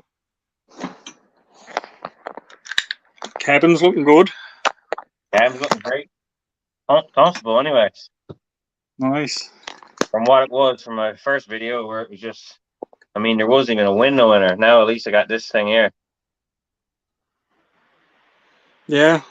Nice window put in there. Got the door done up and re-fortified and stove in there and wood. You can come up here and be quite comfortable now. Perfect. Nothing wrong with that. A few spots I got a chink in the logs and that, but that's about it. Yeah. How's everything going with you? Pretty good, boy. Pretty good. I'm actually, yeah, this is funny you copped on here today. I'm actually getting ready to go out tomorrow. Oh, yeah? Yes, I'm gonna go and do some try out my gear in even colder weather. Oh, yeah. Nice. How cold is it there now? -1 here today. Oh, yeah. And I think it's actually supposed to drop tomorrow to -3 or 4 in the daytime. Yeah. And then overnight it's supposed to go up to 1 or 2 degrees. So it's not bad, but no, it's not bad. It's cold enough, you know. It's -17 here today. Is it really? Yeah. Wow. Can't get my lid open. My water frozen. Oh, it's frozen shut, is it? Uh-oh. I put it close to the stove and thaw her out. There you go. What's up here saying? Just recently connected with your channel, Al. Yeah, look at that. I can't Free see the girls in my on city, boys. Look at that. Free girls in my city. Freaking spam pieces of shit. Come on. Done. Get out of here. I don't know. You don't. I don't know if I'm even a moderator on your channel, am I? I don't know. I just blocked it. I need a few more mods anyways. I think it's gone there now, is it? Yeah, I'm not a mod. I don't see it in there now. No.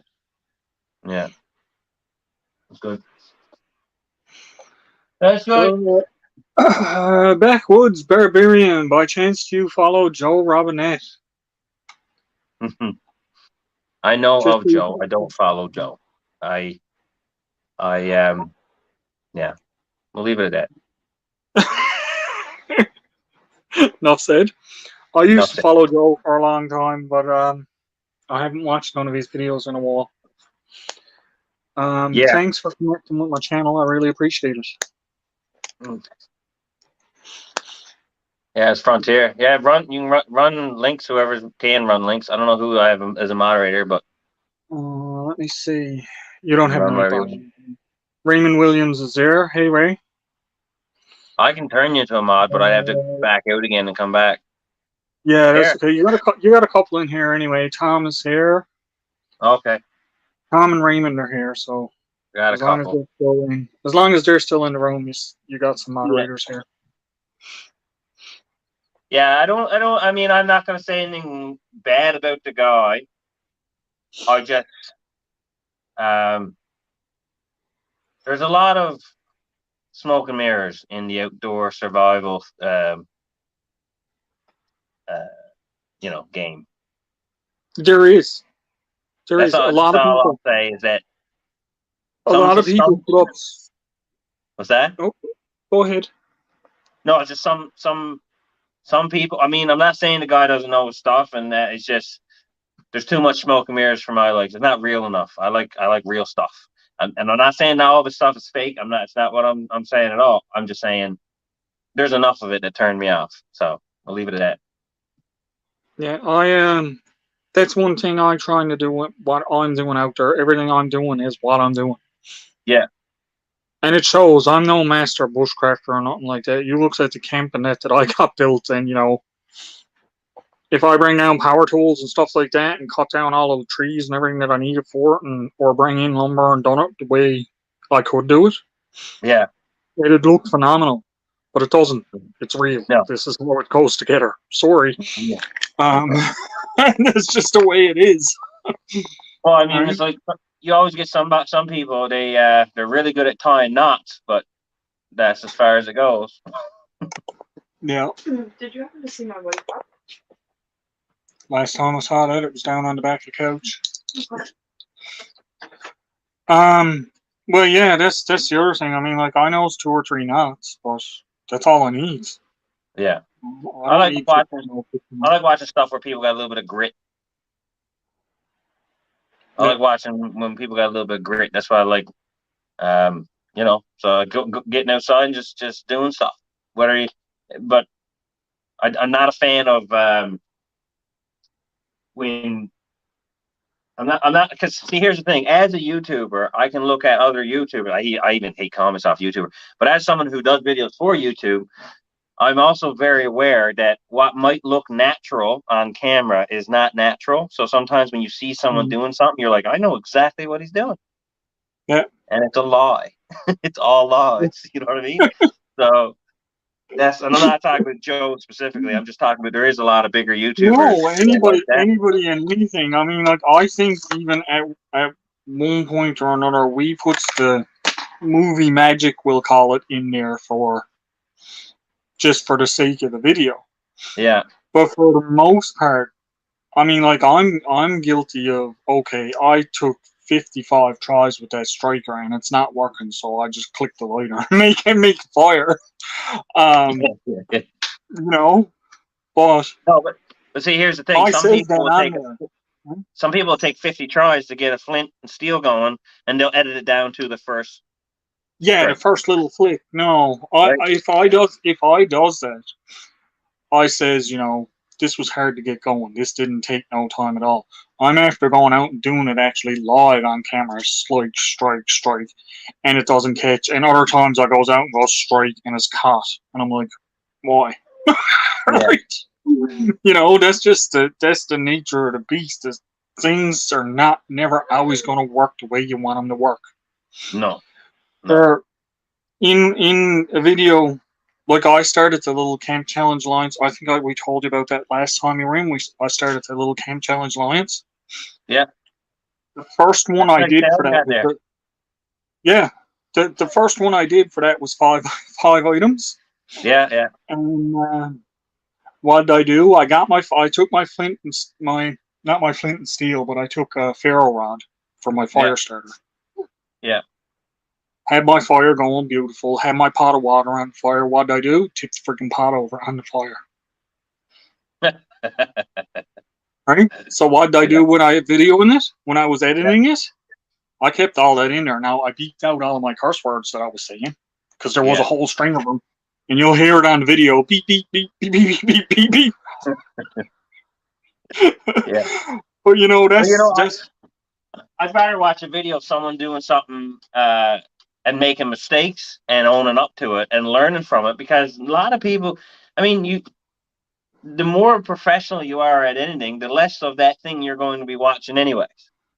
oh thank you. You know what I mean? Like, you don't. I highly doubt Les Stroud, you know, is out there watching YouTubers on how to survive. He's reading books and doing the big stuff. He knows how to do it. Yep. Right. Yeah. So that's just like, a lot of people are watching stuff are people who don't do it or people who are getting into it. And I think that they appreciate when you're real about stuff and that you're not, you know, because not everyone is like I said, a ferro rod.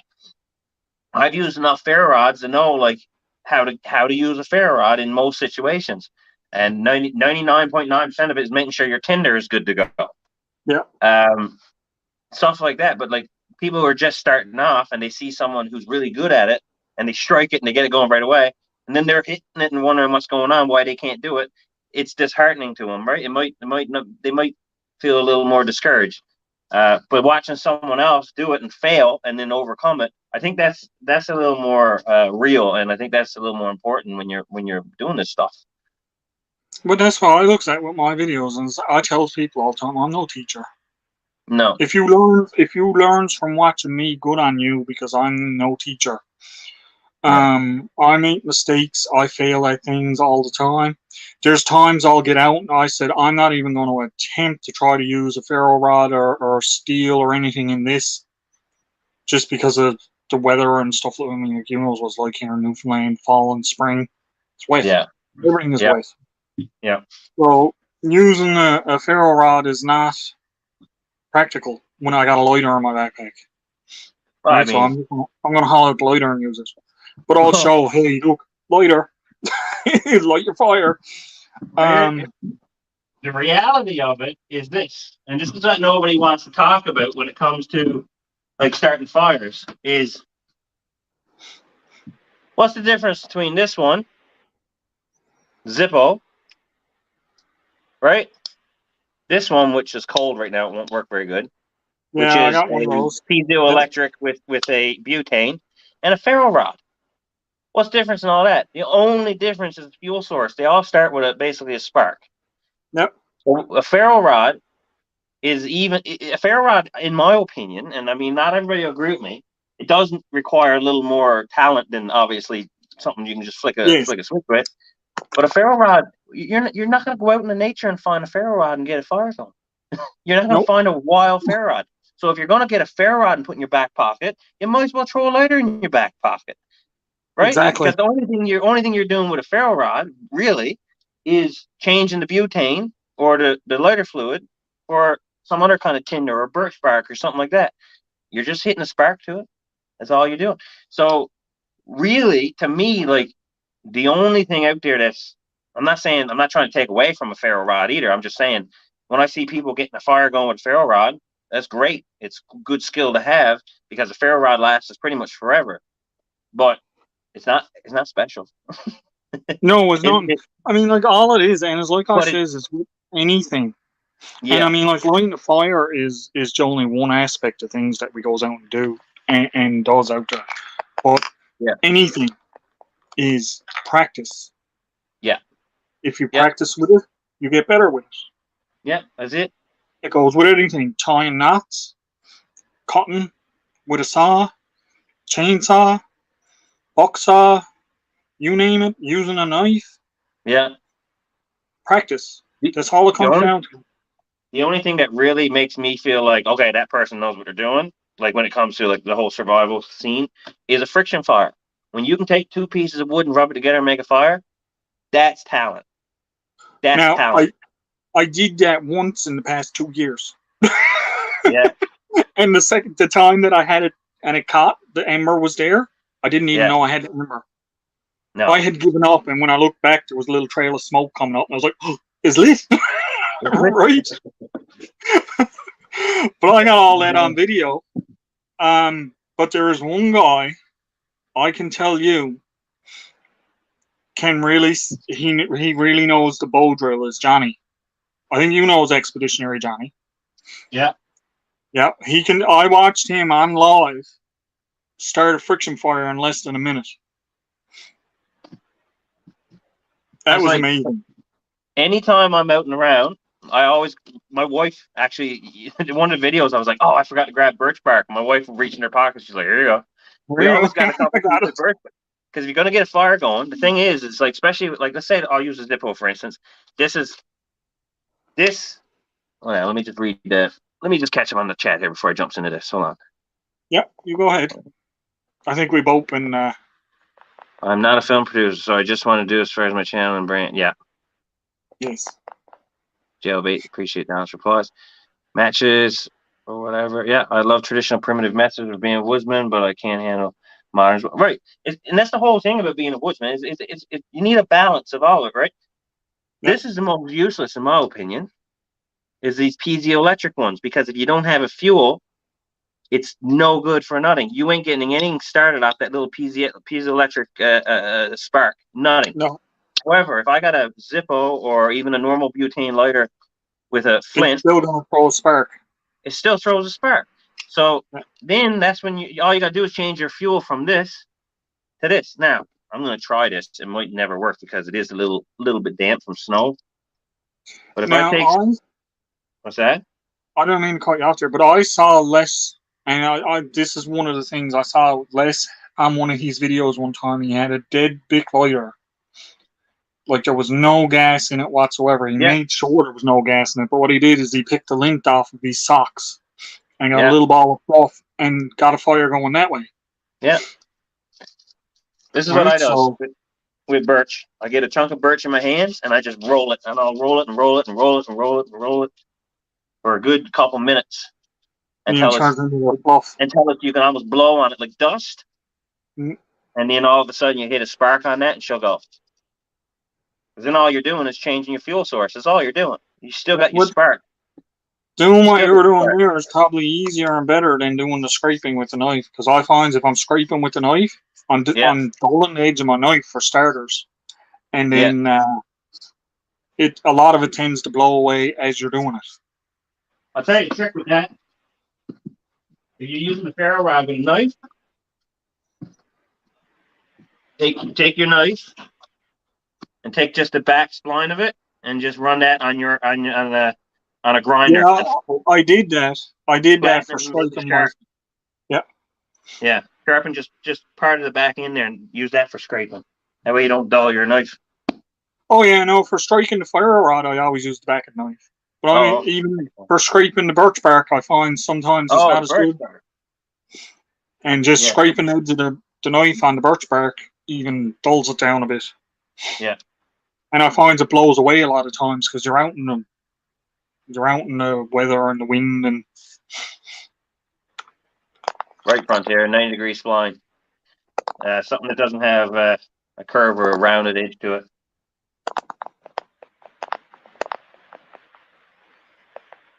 Yeah, that's all. Birch bark is my favorite thing for getting fires going because it's everywhere, especially in Canada. It's everywhere, and it'll go when it's wet too. It just takes a little more effort, right? You can't see this on camera, but when I start to tear this now, because I've been rolling it, it almost like poofs, almost like smoke. You'll see, you can't see it on the camera. I can see it here, but when I do this, there's dust coming off it, and it's almost like smoke. And that's how you know. I'll see if I can hit it with No, I can't do it with the Zippo. Let's see if I got another lighter here. Oh, Oh, shit. lost your camera. Down you goes. Oh, he's How many of those do you cut out of your videos? I cut out a few of those. All right. Whoops. Whoa, what's going on here? Oh my. I'm in Inception mode. She's going in Inception mode on me. I don't know how to exit it, so she's got to go through it. Oh crap. This is the gimbal. See yes. There we go. Hold on. Nope. No, no. She'll go back in a second. There we go.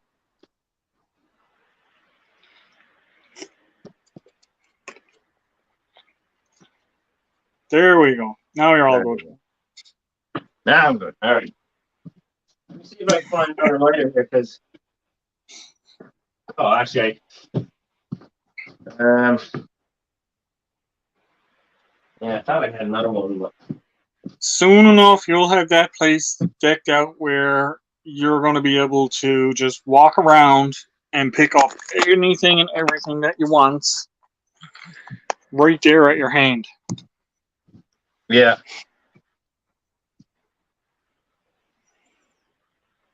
I wanted to see if I can get this. Oh, if I flick it this way, she won't like the she won't like the Zippo if I flick her backwards. I'll see if I can get the birch spark going with just that spark. I'll try it anyways.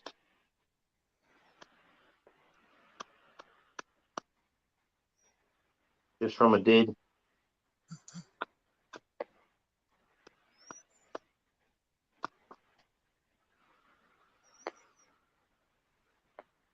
Oh.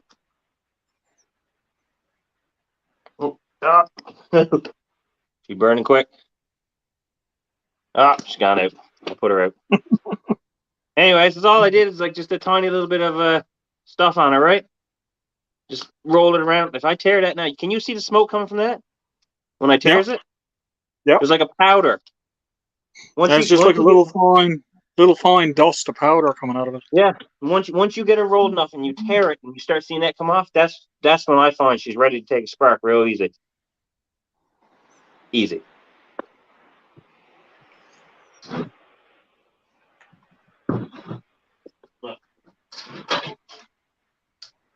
I'm putting her log in her stove, keep her going nice and warm. Let me show you the fire.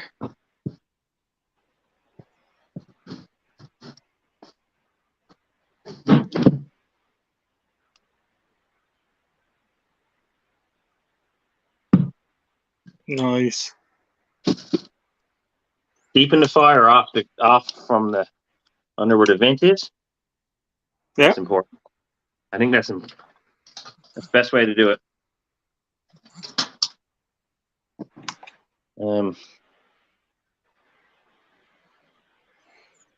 See that? Yeah, it's not snuffing all the air and oxygen as soon as it's coming in.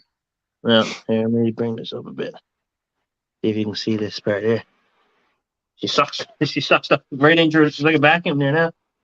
She'll pull stuff right into her there. See this? God.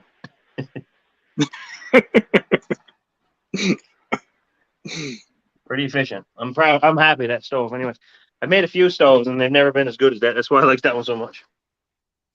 Well, that's a nice looking stove. That is. I was going to ask you if it was homemade or bought. It looks bought. No, I made that one.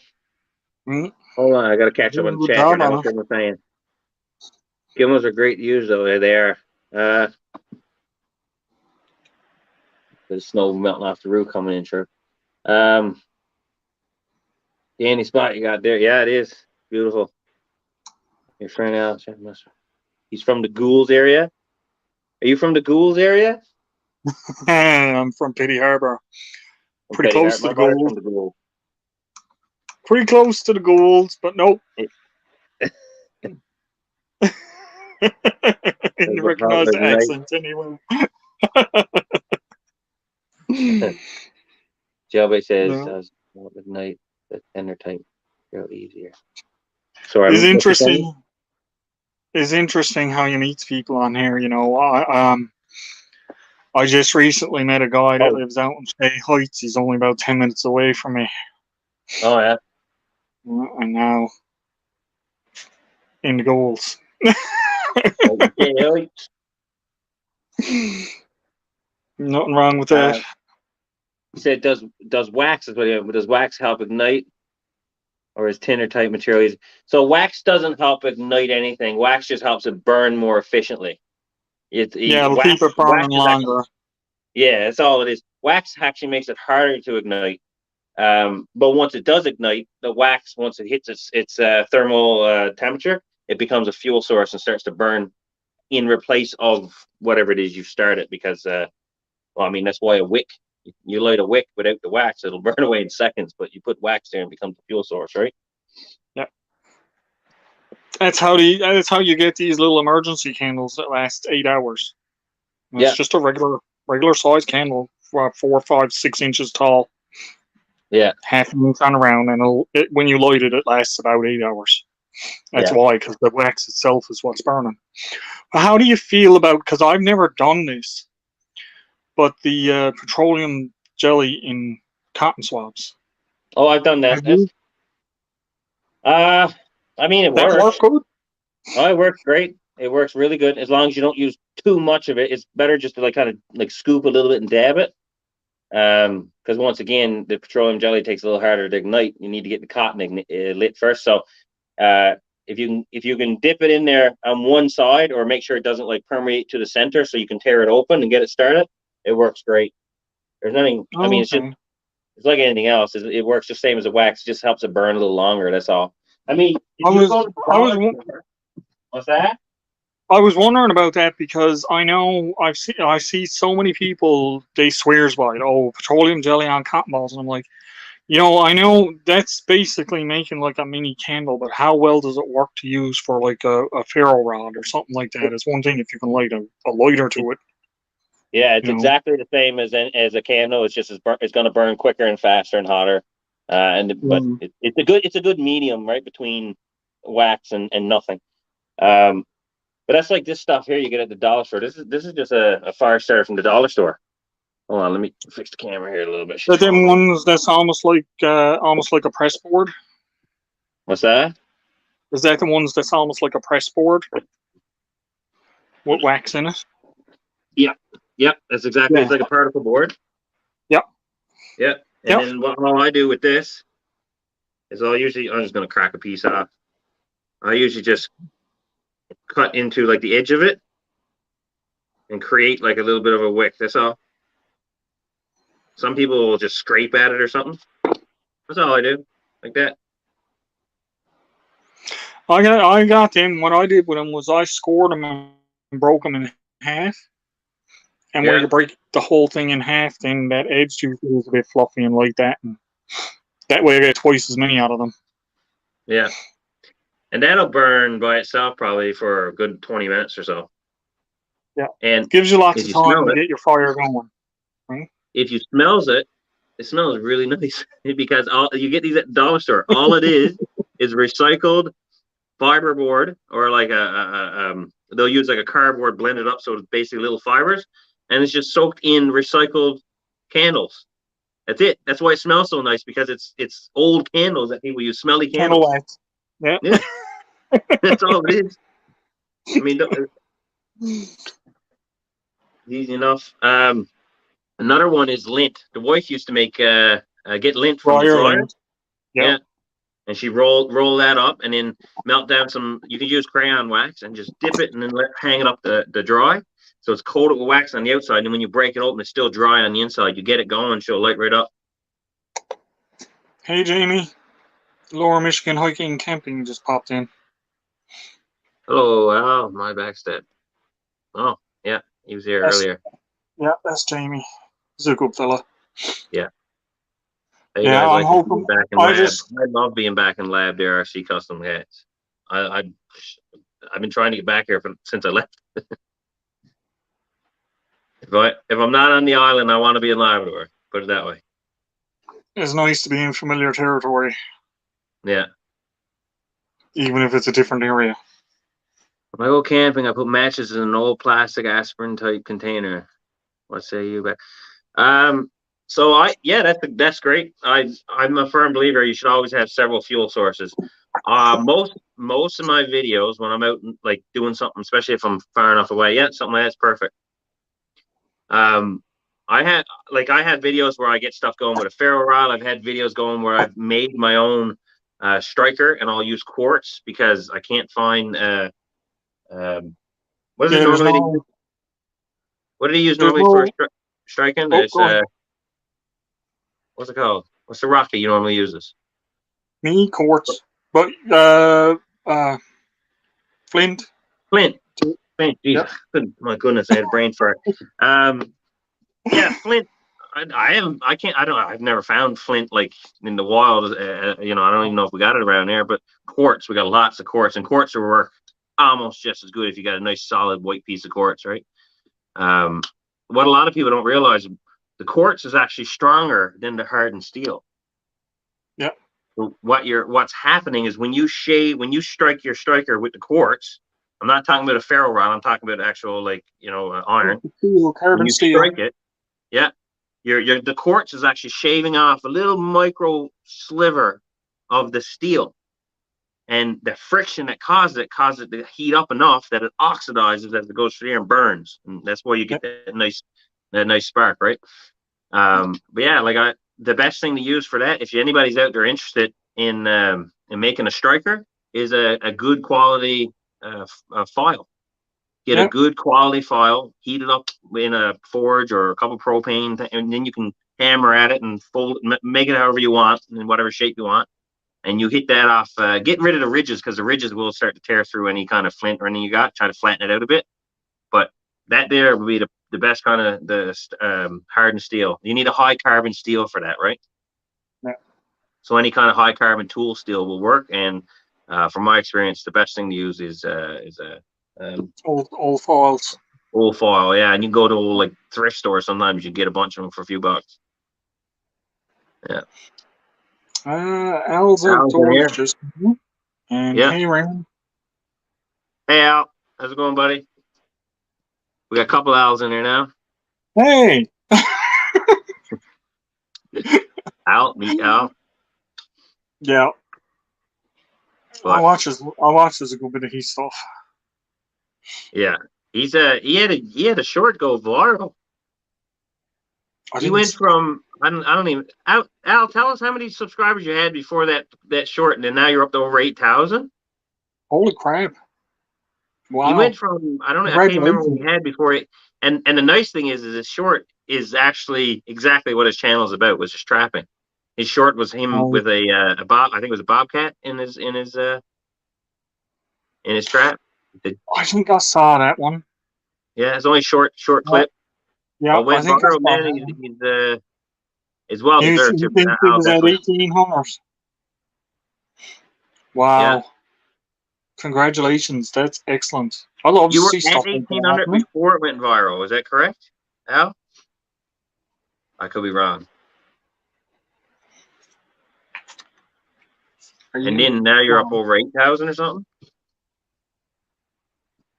You never know, man.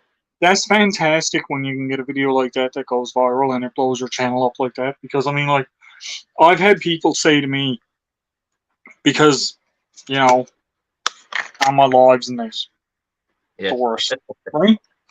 She's always around me on my lives and people says to me, why don't you just make a bunch of shorts about Doris and put them up and they'll take off and your channel will get stuff. I say, yeah, okay, but when people comes and looks at my channel, they're not going to see Doris. No, right. They're going to see me out doing stuff outdoors, and if they come expecting to see Doris, they're not going to stick around. Well, that's like my channel. My man, I lose just as many subscribers as I join, because I'll post a video of me like, oh, look at this rabbit, and I'll take a video, post a video of this little rabbit jumping by, and then you got all these soft-hearted people going, oh, look at this guy, look at this rabbit. Look at this little bunny rabbit. Butchering a bear or something, and they're like, oh, he's a murderer, unsubscribe. So I get people all the time who subscribe thinking I'm something else, and then I'm like, nope. Look at the cute little bunny rabbit on his channel. Let's subscribe. Yeah. Oh my god, he's eating the rabbit. That's like when I posted I made a video and it was like meat eater gone vegan, where I was pretending to eat vegan I saw plants that. with like tuna I on saw braces that. and stuff. No. I did the whole thing because I got attacked by a couple vegans online and they told me I should kill my kids and everything. So I made this thing. I was like, oh, you know what? I'm gonna go vegan. And a lot of people didn't even watch the video and they subscribed because they just seen this dude go vegan. So they're like, oh, they subscribed. And now when they finally see something pop up that I put out and I'm not vegan, oh my goodness, they're still coming after me. Yeah, they will too. Which Al's Outdoors said 5.7 million views in the last 28 days. We probably blocked 2,000, but near 8,000, 12 death threats, and had 3 go viral. That's great. The death threats are the best part, eh? Isn't that fantastic, though, to have so much notoriety coming his way? Because, I mean, like, he's a great guy. And Yeah, he yeah. doesn't... His channel is what his channel is. Yeah. Right? Yeah, It's tracking exactly. and stuff like I'm that. hoping that most of his subscribers he got from that short are authentic because it was a short of him trapping, and his videos are all about trapping. So I'm Yeah. hoping nobody got the wrong. No, I'm hoping nobody thinks Well, that it was just a bobcat in a his pet bobcat or something. well, if he had blocked 2,000 and he's still near 8,000, Yeah, that's a lot of viewers from that are following him for what he's doing, yeah, right? yeah, for sure. And he well deserved too. Oh, it's all thought out. He said he might bite a live bobcat and see what happens. I don't think he wants to bite a live bobcat. I wouldn't want to. Put on some thick clothes and go at it. Yeah, make sure you're well covered.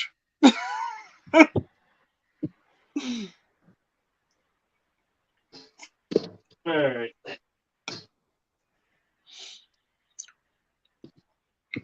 You guys want to go for a bit of a walk with me there, Al? Sure.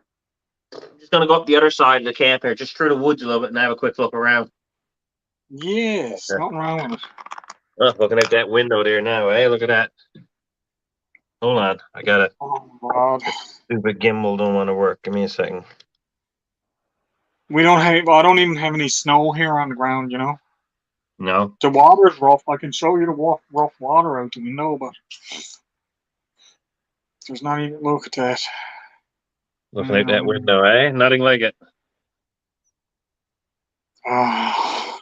Beautiful. So how far away are you? I don't even need a passport to get there. Oh, if you ever want to come up Goose Bay, I mean, the roads are all paved now, bud. Are they really up there now? They're Wow. paved, right? You can. How far is it from you to get to the Northern Ferry? 8 hours. How long? 8 hours. Oh, cause you're down there. You got to go all the way up, and yeah. On all the way out on the end of the Avalon Peninsula, right? Right Well, on the see, eastern coast. So you're looking at 8 hours to the ferry, and then there's about a 2-hour crossing. Then there's about another 7 to 8 hour drive here. I mean, Yeah. you can do it in a day. Yeah, if I don't sleep on the ferry for a couple hours. Sleep on the ferry for a couple hours. You can come up at some point, and we'll hang out up here. I'm gonna have to look into that, you know. I'm definitely gonna have to look into that. It's Be only, no it's only- good. Be no good for the wife to come up in the winter time though. It'll have to be just me. Oh yeah. Well, I mean, whenever you want, I got a room there. Perfect. Actually, I don't got a room there, but you can sleep on the couch. I don't care. I'll sleep on the couch or the floor. I'll bring a hammock. Actually, no, and put it up. I can get you a room for pretty darn cheap too. I'll even pay for it. No. It's like a bachelor apartment up here where I live. There's a couple of accommodations where you can rent out, and I think they're Oh. only like $15 a night. I'll even pay for it for you. Oh God, that's nothing sure. Bathroom, kitchenette, beds, all secluded, and all that. You know what I mean? It's like a little bachelor apartment. Well, if I come up in the summertime, I just hang my hammock in the tree and sleep in the trees anyway. You can do that. Done. Alright, don't have to worry about nothing. gonna throw on my sweater now. We'll go for a quick walk. Does anybody else want to come up on the panel or anything? You can share it. Is the panel link still there in the chat? If someone else sees it, they can share it out. I don't mind. Nicole, that's the wrong L. What's that? Hi, Al. Not my She husband. said, "Hi, L, not my husband."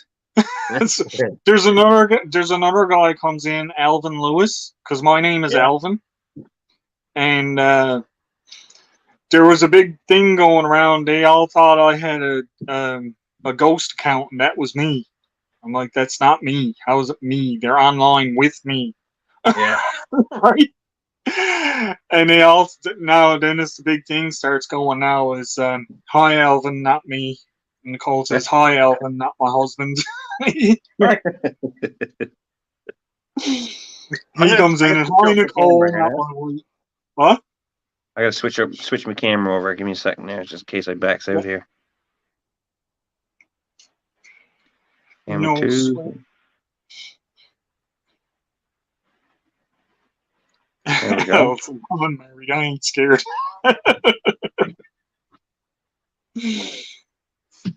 All right.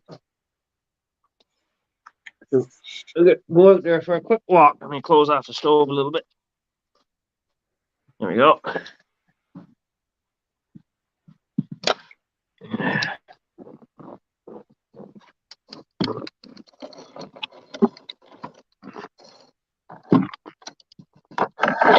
There.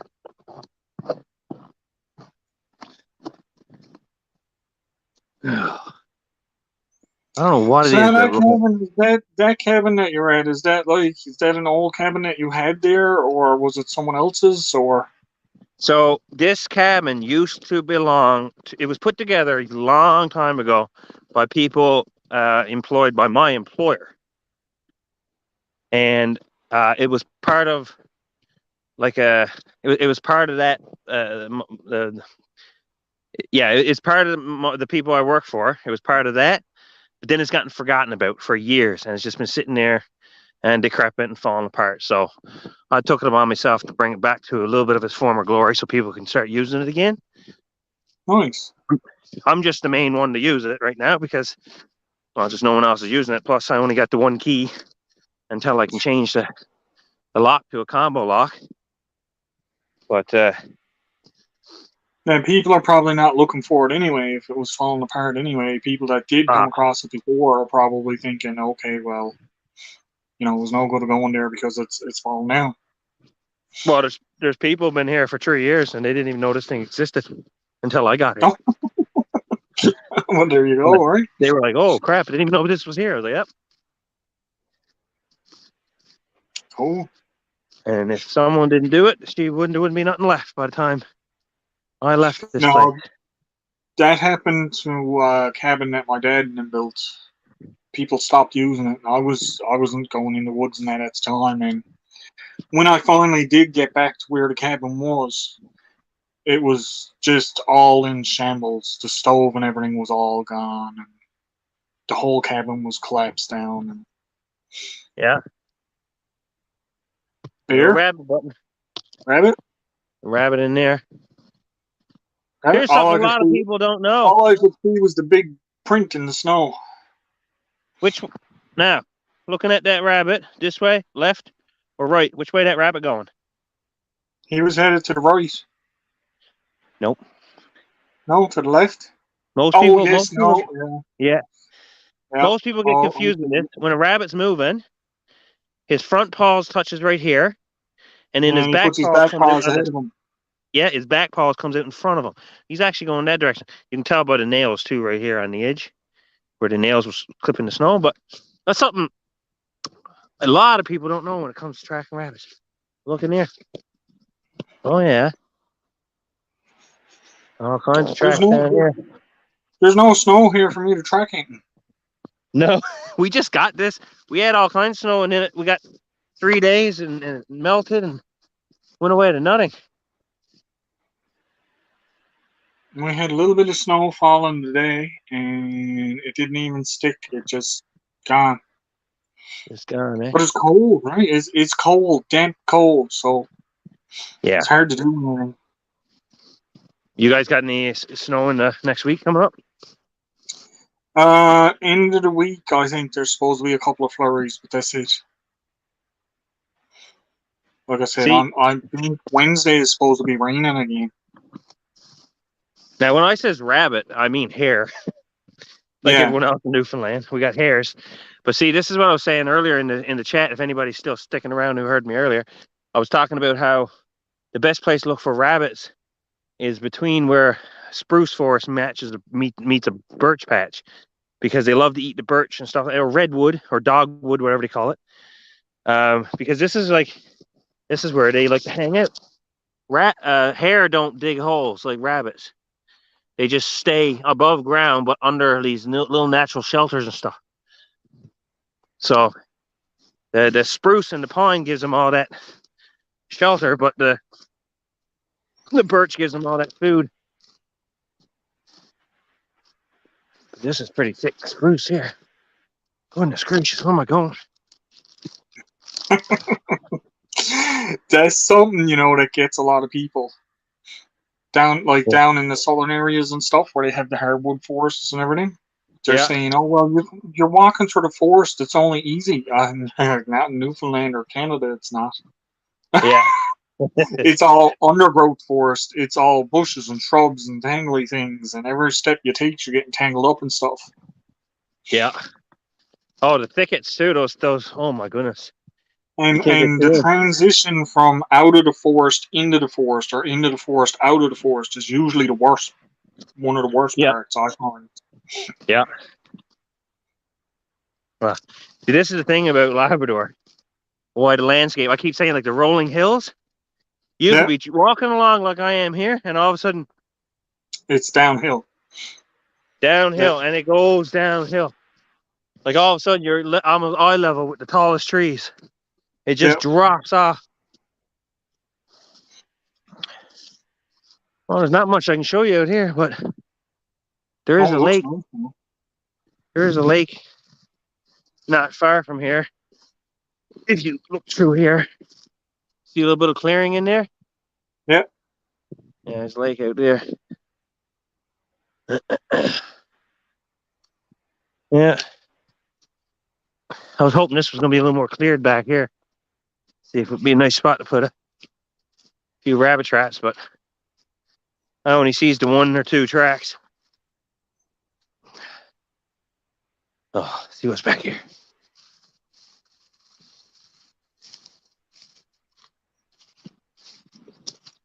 Oh. It's like down at my little camp that I got down there. That one that I sent the hammock up at. Yeah. There's a grouse nest down there. Oh yeah. Yeah. So every year, for the past couple of years that I've been down there, there's been a grouse sitting on eggs there. So. Yes, like I said, I just make sure I know it's right where she sits to. Yeah. So I got up there this spring gone, I think it was. I got a little video of her sitting on the eggs. And she's just sitting there, still as can be, with nothing but the eyeball watching me. Look at that. Yeah, you can't even tell how, like, that's me looking forward. No, the camera doesn't do justice to the slopes. No, not even a little bit. Never does. Like, I knows from using the cameras myself, that's probably about 45-degree slope. Oh, or steeper. Or steeper. I wouldn't be able to climb down there without a rope or like holding on to these trees for sure. Yeah. Like that's what steep. I said, like looking at it on the camera, it almost looks like, you sure you can walk down there? Yeah. Yeah. Right? Yeah. But then what's then wrong with you? How come you didn't go down there? And then you look at that tree like right there.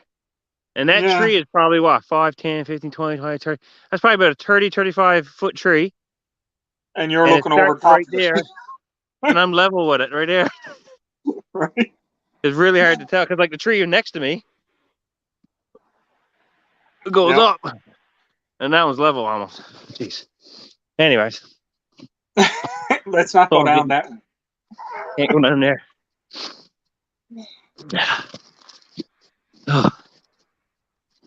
Oh, oh, snow right down my back. That'll wake you up.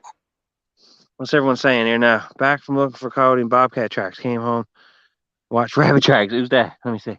Oh, Al. Yeah. That's awesome. What's everyone saying? I'm scrolling with my nose now, in case you're wondering. Yeah, no, I'll go back for comments for you. We got the last ones. I'll start from the bottom and go up. No, I'll go back a bit actually. So Here, that comes in order. Hang on now. Oh, I'll get it. What? Go away. Okay, there we go. Al, you're gonna eat hot chip today. Get her, Al asked. Yeah, dude, no, I'm not eating a hot chip today. No. That's where Jamie came in. When I go camping, I get to put matches in old plastic aspirin type. We were talking back then. You were back at the cabin. Jamie said hi to Al. Al's outdoors. Raymond Williams dropping some links for you. Oh, Al thanks, just Raymond. started his trap line. I hard to do this with my nose. Settings. I'm trying to change my camera. Camera. Oh, I gotta scroll up my nose. And that one. That one. Oh, I'm scrolling back again, boys. Give me a second. Exit out of there. There, we're good. No, Al, that hot chip that's behind me, I already ate that, and I will not eat another one. Was it the worst coming in or going out? Going in. Was it? Yeah. I bled. My mouth bled and everything when I ate it. Yes, boy. Yeah, I was spitting out blood for a while, and of course the wife was all worried to that, and I said, no, I'm going to keep going. I ended up going the full hour, so I'm invincible. So what did I do? Yeah, is that the gummy one or something? Yeah. Oh, that's the gummy, yeah. This chip is 2.2 million Scovilles. Yuck. Yeah. This little beer is 9. Well, I got a challenge for you then. Survive this? Use that, but as a suppository. See if you can get through it. No. No. I don't think so. I think it's going to be bad enough when it ends up being a suppository after going down through. I still don't know why spicy is the only flavor your arse can taste. That don't make no sense to me, but whatever. I know. You think it'd taste like sweet or something like that, you know? I suppose. Oh, here we go. Back on track. Maybe I'll take it with a shot of this. I got Butter Ripple Snaps. It tastes like Werther's. Oh, yeah? Yeah. What is it? Oh, Snops? Butter rum? Nah. Tastes like a Werther's original. You don't have to mix it or nothing. No. Just drink it down. Nothing wrong with it. Al said he's going to grow his beard out so he fits in. You should. Yeah.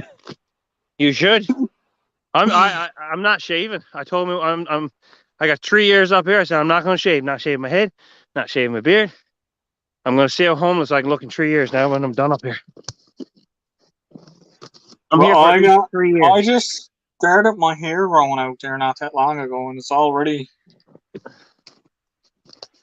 pretty long.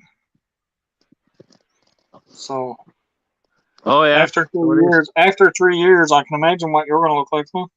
Well, not like yours, because the difference is you actually got hair on top of your head. I'm so thin up there, man. Look at that. Oh God, yeah. Yours is going to be all around the back. Yeah. No, I got a full head of hair. So I'm going to look homeless and crazy. I'm going to look like one of the mountain men by the time I'm done.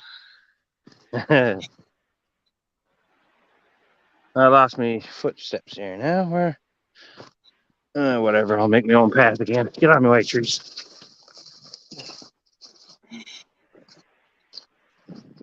There we go. Paying attention to the camera, seeing not your footsteps. What's that? Paying attention to the camera and not your footsteps. I almost lost my camera that way one day. Did you? I stepped in the bog hole. Oh, jeez. Looking at the camera and I stepped in the bog hole and I went over my rubber boot. I was like, oh! So at the time I had little waterproof cameras, so I just gave it a little toss.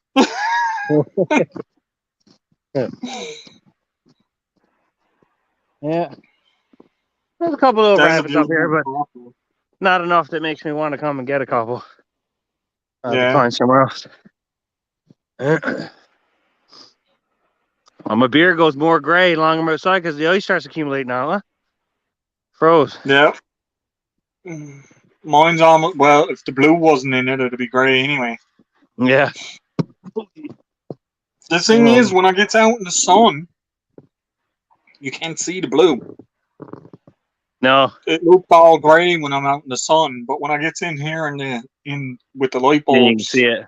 you can see all the blue in it. Yeah. Oh, go back inside now and see what it's like. It's nice though. I tell you, it is nice just to get outside for a bit of walk and have a nice warm spot to go back to. Woo. I bet. He walks in, he closes the door, and there's the wood stove heat. And Oh yeah. Hold on, I gotta lay this down. That's a two-hand job to close that door there now.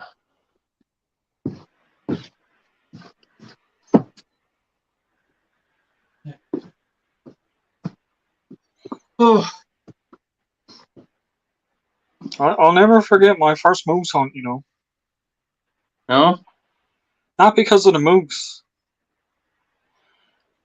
There was one Gotta be morning, I think we were the second or third morning in. And there was me and another fellow were sitting in the cabin. I was only young. I think I was only about 15, 14, something like that. And Dad and them were already getting up early and going on. And I was back in the cabin and we heard the bang. And Buddy looked at me and said, "That's your father." I said, "That wasn't Dad." "It is, that's your father's gun." I said, "That was not Dad's gun." And I was arguing because it wasn't loud enough, it wasn't sharp enough. It was just Yeah. Dad had the British 303. Yeah. And we heard the bang, and I was thinking to myself, that's a shotgun with a slug or something. And I said, "That was not Dad." And he was arguing with me. And in the middle of the argument, we heard the crack and the rip through the valley. And I looked at him, I said, "That was Dad." You know what he come back with? What's that? Gross. A rabbit with no head. He said, What did you do? 308? 303. Oh, it's 308. Oh my goodness. He said he was sat down, just sat there for hours waiting for the moose, and the rabbit kept hopping out in front of him and coming back and leaving and coming back. And he said he just finally he got sick of it, so he shot the rabbit and ran back. Hello, Rural Prepper. Nice. Thanks for coming in. Nice to have you here. Stick around. We got a good community here. A lot of people. I mean, you don't have to stick around. I'm not ordering you what to do. You do whatever the hell you want. But get to know people is what I'm saying. Get to know people. You're here now. You're not allowed to leave. No. Yeah. Thanks for doing that, Raymond. Thanks for running the link. Ray's been dropping the links there as people are coming in, so that's fantastic. He's from northern Saskatchewan. Yeah, see another northern boy. Cool. Yeah. Oh, geez, I've been going for 2.5 hours now. Sun's starting to set now. Huh? Starting to get that nice little glow over the horizon. Yeah, it's already gone gloomy here. Yeah. It's not a nice here. It's the gloomy gray. Yeah. How long did it take Devil Dog to figure out my time zones? Oh my god. Yeah, you can't get over What that do with your own time what do you zone. mean a half an hour? You're lying to me. I said, I'm not lying to you. I said, it's a half an hour. Look at my watch. Look at the clocks. You know what you need It's to a say half. to her? How is it we knows your time zones, but you don't know ours? I said that to him one time. He said, because my time zones are right. There's no half hour time zones. I said, there is. I'm in one. Oh my. Oh, He's Lord. This, good dude though. he's a good fella. Yeah, he's a good fella. He's a good fella. Oh, Like I Road said, Prepper doesn't have a channel, but well, whatever. yeah, it's Regulates okay. the It's way. nice to hang out and get to know people. Yeah. Mm. You'll see that there's a lot of people here that like have their own little knit communities elsewhere and stuff, and it's a good way. It's a good way to just get to know people and stuff. You know, people with a similar interests as us, I suppose. Hunting, trapping, outdoors, camping, all that fun stuff. Yeah. Just spending What time in I God's found, outdoors. what I found to be really nice was, like, as I'm into the hunting and bushcrafting and camping and stuff like that. Yeah. But if you look at a lot of the people that I'm on lives and everything with, they're mostly homesteaders and stuff like Yeah. that. Yeah. But most of them love camping and that too. Yeah. So, It's just right? that people who are self-sufficient, people who want to be left the hell alone to do their thing, all kind of have the same, like, you know what I mean? It's like you have two people in the world. There's some people that don't eat meat because they don't want to eat meat. And then there's other people that don't eat meat, so they don't want anybody else to ever eat meat. Yeah. So the latter are idiots, but the rest of us are pretty good. But I mean, like, I'm looking at these homesteading communities and stuff like that, and I'm saying, if I was given the option, I'd live like that. I'd have my own little farm and stuff and do stuff, and I'd still do all of my little camping stuff on the side. Yeah. And that's something that they've I found out a lot of them actually do camping stuff and everything like that. They just never really put it up online because they're doing homesteading. Oh So yeah, what I'm doing is getting them to add videos into my folders. So I'm promoting their channels out yeah, with their camping stuff on their homestead. yeah, Because I mean, like, most people goes around, and I mean, like, when I first got on here, I was thinking all the time, um, why would I go and be around homesteaders? They're not doing camping stuff. They're doing yeah, homesteading. Why would I go on a strictly fishing channel? I'm not just fishing. I'm bushcrafting, camping, hiking. yeah, Right? Why would I go on a musician's channel? I'm not on here for music. I'm on for camping and stuff. But right. it goes back to the fact, just because I got a bushcraft channel doesn't mean I'm not interested in homesteading. Doesn't mean the No, homesteaders are not interested in camping. right. Right? So it's just a way to, and I'm sure there's other people doing it too, but it feels like, I bring a few of the homesteaders into the bushcrafting or camping community versus leaving them out because they're homesteaders. Right. I keeps people on edge, see, because a lot of people can't figure me out. I can't figure myself out either. But a lot of people looks at me and they see my content and they expect me to be specifically a certain way. But I'm like, I'm a little all over the place because I love coming up here and doing this. I can come up here by myself, and I do sometimes. I'll come up here by myself and nothing, no cell phone or anything, and I can just enjoy the nature, the calmness of it. I love like I said, I want to learn more like traditional, like more stuff like my ancestral musical instruments, like way back, like learning how to play like a goat horn, like flute and stuff like that. But at the same time, when I'm driving in my car, I'm listening to like heavy metal music. I love tattooing, and then Yeah. at nighttime, I could be on VR playing video games with my son on VR or something. Yeah. Right? I'm not like one or the other. I'm basically got two extremes going on. I can be out fishing in a canoe in the middle of nowhere with no technology, and I can be in my basement with VR fighting people in some warfare. I like to keep it balanced, but like I said, like I'll listen to traditional Norwegian folk music or Celtic music, like all Newfoundland stuff. And then the next song comes on could be something like from some heavy metal band, like just screaming and yelling. And I love that too. Rob Zombie. Rob Zombie, you name it. I love metal Yeah. music. I love the aggression of it. I love the aggression it brings forth. Right, that's what I like about it. And I'm Well, a drummer. that's what I does, and that's the same thing as now is all showing through on my channel. Like I'm a bushcrafter, and I just finished doing a video for the cookie collaboration. Yeah, What does that got to do with bushcrafting? Absolutely nothing. nothing, I'm but it's home. community. It's about community. It's about the community, exactly. It's, Right. it's just making the community and building something. Yeah. Al said he's making you something that you can use up there. Oh yeah, I see that. What are you making for me now? Al, you already made me something, boy. He made me a Polynesia fish hook out of bone antler. Rural prepper, there you go. See? Same thing. You do a bit of everything. Yeah. And now Oh, makes his own music. Yep. Nice. Nothing wrong with that. No, you don't never have to worry about nothing coming back, no copyright claims or nothing like that. Just, yep, nope, you can't copyright claim it, it's mine. Yeah. I know a guy who played a song and then played his own song on another one of his videos and then got a copyright claim against himself. You two told him he didn't have the he didn't he never had He didn't permission have the rights to for the music. music. And so Was then mine they sent him the music? link to the original music, which was one of his videos. Oh my god. That's what happens, man, when you got computers running everything. There's Yep. no common sense involved. Yep. See, like in here now, it's nice and bright, eh? Oh. You still got my email?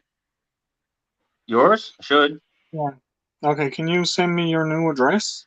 I don't have Yep. your new address. I was going to send you out a sticker on that. I don't have your new address.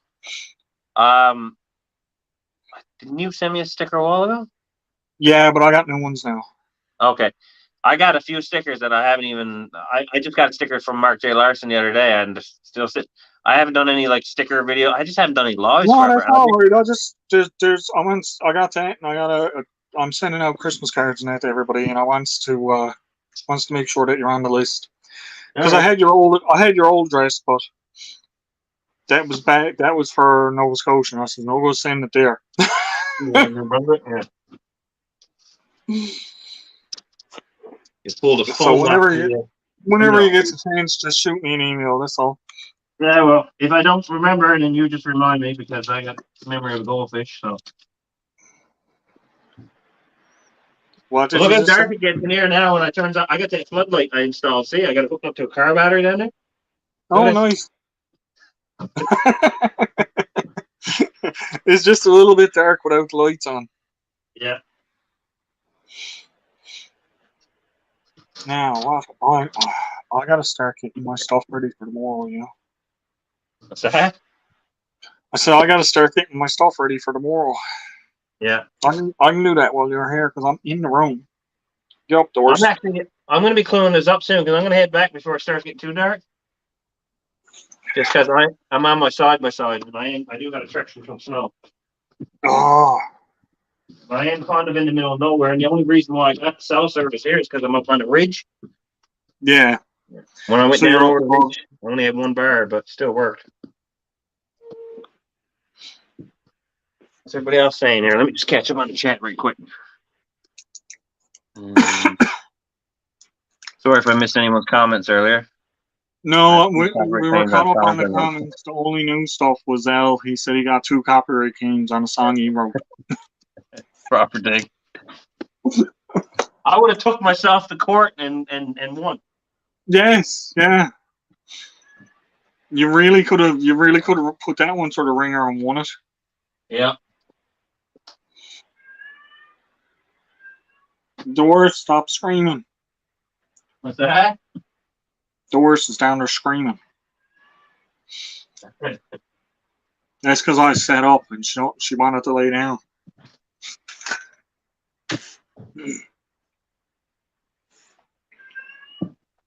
There we go. What do I need? Here we go. I think half of my stuff is already still in my bag.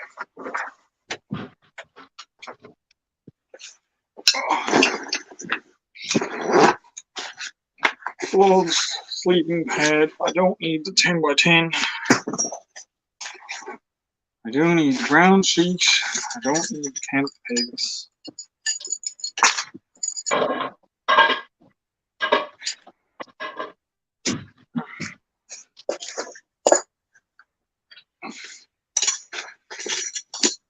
I'll leave the lawn.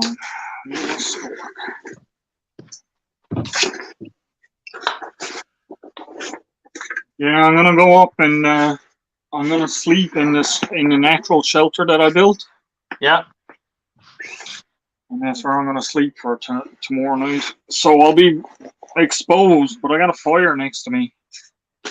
But I'll still be exposed. Bring extra layers.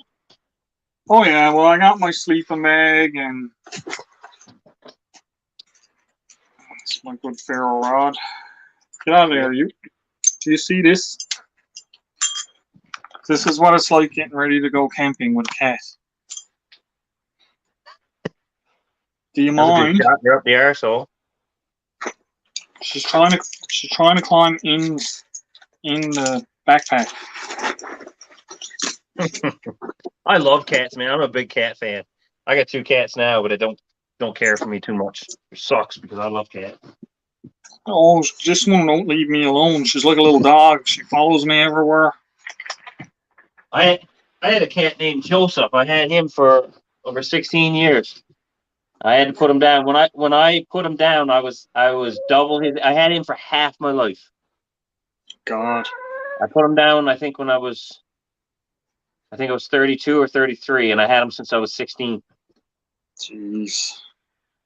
And I loved that cat, man. Every single day. And anytime I went to bed, he was like, "Oh, I gotta go to sleep," and he would come up.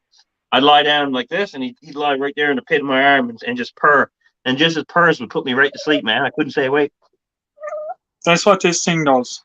Yeah. If anyone else tried to pick this cat up like this, she'd eat ya. Yeah. Wouldn't ya?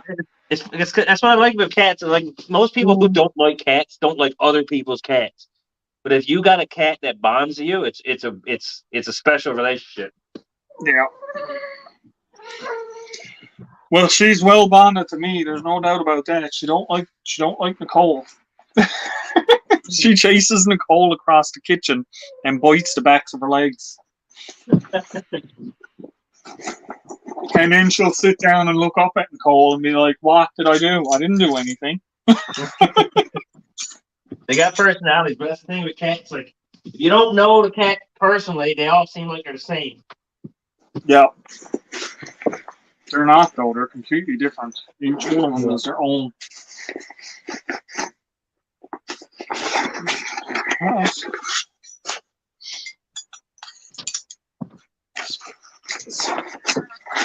I got my wool hat so I can put on when I'm sleeping. Yeah.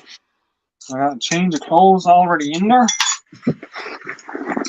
It's nice to have a fresh change of clothes. Cup lids. I don't know what cup lids in there loose. I'm gonna find my silky saw. Let's take my You're silky packing saw. up to go home, and I'm packing up the. Yeah, you're back. I'm packing up to go home.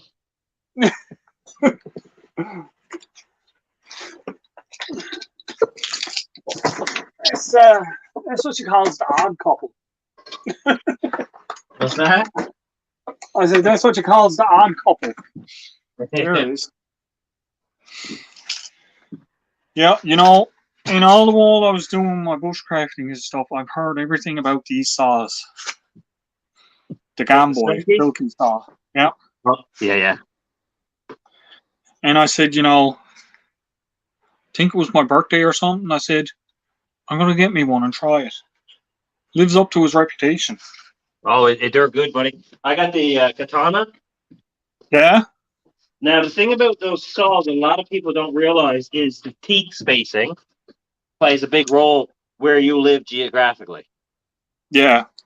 So if you got like for a Newfoundland, you want to get a saw like the Katana that has the double teeth. They cut both forward and back, but they're spaced a little extra. That's because if you use teeth that are too close together, all the trees we got, which are really high in sap, and is like spruce and pine and stuff like that. It stogs don't- up the saw. Yeah, it stocks up. So you gotta get a good saw with some spaced teeth for up here. But if you're working with a hardwood or something, and you want something that's gonna have a lot of teeth, right? Yes. Well, that's one of the things I saw a lot of people like. They're up and they're in the hardwood forests and that, and they're always using the silky saws and Yeah. the really fine cut teeth and that on them, and it looked like they were a really good workhorse with a saw. So I said, okay, I'm gonna get one and try it. But before that, I had I don't even remember what name it is now. It was another little folding saw that I used for a long time. And it done a decent job. But I kept going back to this dollar store one. Believe it or not. That's what you keep using? I kept going back to this even with the new folding saw that I got. But since I got that silky saw, Yeah. this one, Oh yeah. the blade is almost the same length, and the teeth on it, it's just way better, and it's lighter. Did you get yours from the Newfoundland Knife Company? What's that? Did you get your silky saw from the Newfoundland Knife Company? No, I ordered it on Amazon actually. Okay, because there's a buddy on the island who actually sells them. Oh, is it? Yeah, it's called Newfoundland Knife Co. And he carries all the silky saws and stuff there, and he makes knives and stuff too. Oh, you're falling over on everything, Doris. Come on, get down. I'm gonna have to look them up because there's other things I wants to get too. Like I wants to get a really good. Now I got a Mora knife, which is fantastic. It's doing the job, but I'd like to get a good heavy fixed blade knife. You know what I mean? Yeah. And just have that. Because the Mora, somebody actually sent me the Mora as a present. One of my subscribers sent it to me, and What? it had the ferro rod in the handle, and of course, me being me, I was batoning. Yeah. And snapped the ferro rod Uh. off of the little butt of the handle. So now I'm sure I could probably buy another one for it, but it's probably just cheaper to buy the whole knife. Probably, yeah. There it is.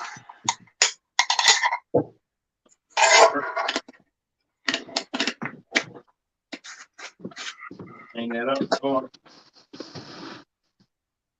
There it is. For my food bag. I'm going to bring you over here for a second now while I just gets everything done. Okay. Go away, please. Now, all I do now is let's make sure there's a log in there before I close her off. There we go. Close her off. And then she'll have a nice charcoal log ready to go for when I get back next time. Nice. That'll go up super easy then. So this in there. This in there. Some filters.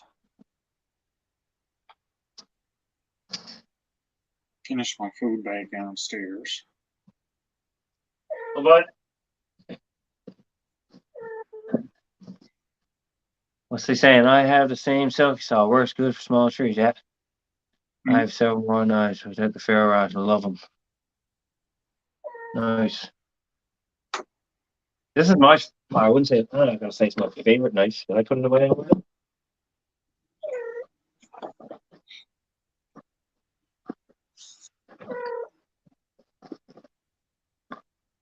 Huh? Anyways, that knife I had earlier. I don't know if I showed it to you. Oh, wow, let me find this. No. No. Didn't I just say no?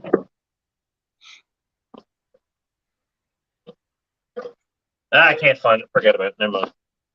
Anyways, the knife I had earlier, that one was custom made locally, not for me. It was just custom made, and ended up in a store. And it's got like leather sheath. Someone stamped it, and they weaved it. The whole thing was built from scratch, and Nice. it's a really nice knife, and it fits nicely in the hands. Really good for gutting and stuff, gutting animals. Anyways, I went to the store to buy it, and there was no price tag on it, but it was sitting amongst a bunch of other knives that were quite expensive. And the lady was there. She said, "Oh, she's like, I don't know what that's worth. What do you think it's worth?" I said, "Well, I don't know. I mean, I said, it's a custom knife." I said, "But I don't know." She's like, $30. I was like, "Sold." So I bought it right away. Done, gone. Thank you. Run away while I can. Yeah. I bought a gun one time from the same store years ago. It was a side-by-side shotgun. I bought it for $199. Went online, did some research, looked it up. These things were going for like $700 in rough shape. Jeez. I ended up selling it for $1,000. Well, that's like Dad's. Dad's shotgun there, I know, is an expensive shotgun. Yeah. I looked them up, and they're in. God, they're way up there. They're in the thousands of dollars. Guess what? So that's just hangs on the wall. Like, I just leave that there because it was Dad's. But no, same thing. I know it was a guy that actually had bartered Dad for it, but then Dad passed away before he could trade it with him. Yeah. So I was like, "Sorry, boy." I said, "You're not getting it." I was in his mind. Nope.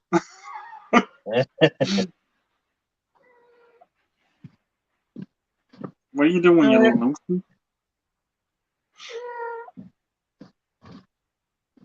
We still got 12 people in the house. Oh, There's nothing else. Nobody got anything else better to do than look at our ugly faces or what? apparently. Hey. They all think I lives in America, see? Yeah, because there's flag in the back. They're gonna realize you're one of those disappointing Canadians, Yeah. especially one of those ones with the weird time zones. Is half an hour different. Yeah. That's what it is. The time zone messed me up, see? Yeah. Oh, boy. Cheap more. Good steal. Nope. What's Raymond saying nope for? These Morris. Oh yeah. What's Raymond saying? He said nope. Must be talking to someone else.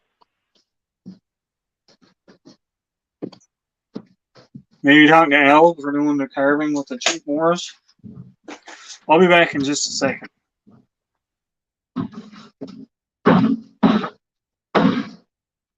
Yep.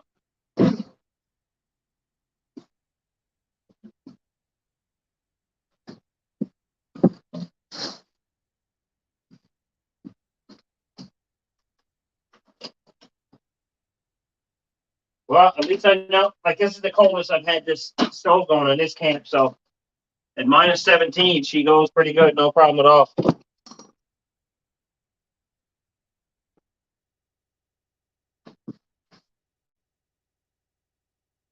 Oh yeah, nothing better to do. Where you gone? Did he leave? I didn't know where he went. Where's he gone? Gone to the John, is he? Oh, let me turn this around. It's awful dark looking that way. Put it over this way, but be a little bit better. Doors and shutting down the sun setting.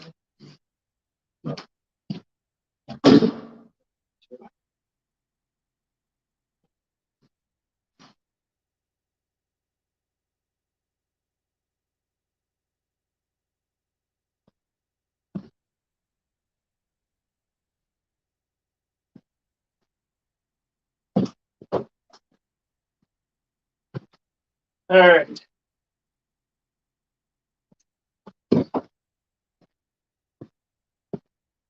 I gotta go warm side by side up now and get that going. Look how dark it's getting outside now. Goes dark quick.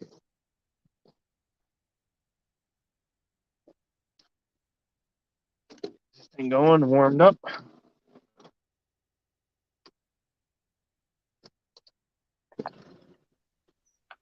Ooh. I'm back. I didn't skip out on you. Had to go use the washroom.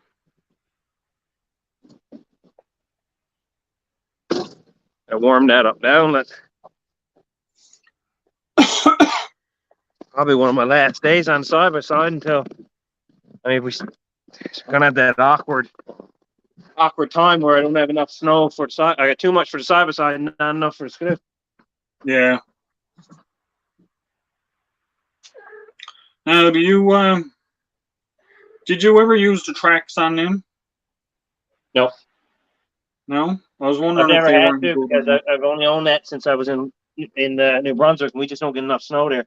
So I used to, as long as I went over my track line trails after it snowed, I just kept it packed down, and I never had any issues. But, Yeah, I was wondering about that because I was wondering if the snow tracks on them were any good or not, you know? I've wondered about that. I mean, some people like them, but I don't think. I mean, I think they're good.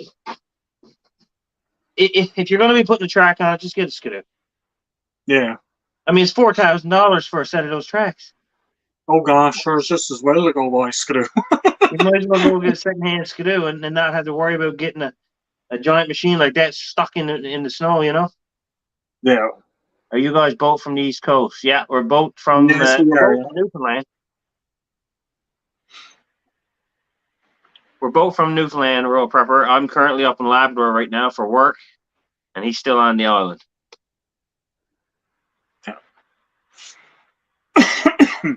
Different parts of the island, though. Yeah, you're on the west coast of the island, I'm on the east. No, I'm on the East Coast. I'm in Bonavista Bay, boy. Oh, well, I'm further east. You're east south. No, actually, I'm just below St. John's, so I'm dead east. Right Yeah, but around on the middle of island, St. John's is south. From you? Yeah, from me. Well, if Yeah, you look from at me. Newfoundland on a map, St. John's is pretty southeast. No, sir.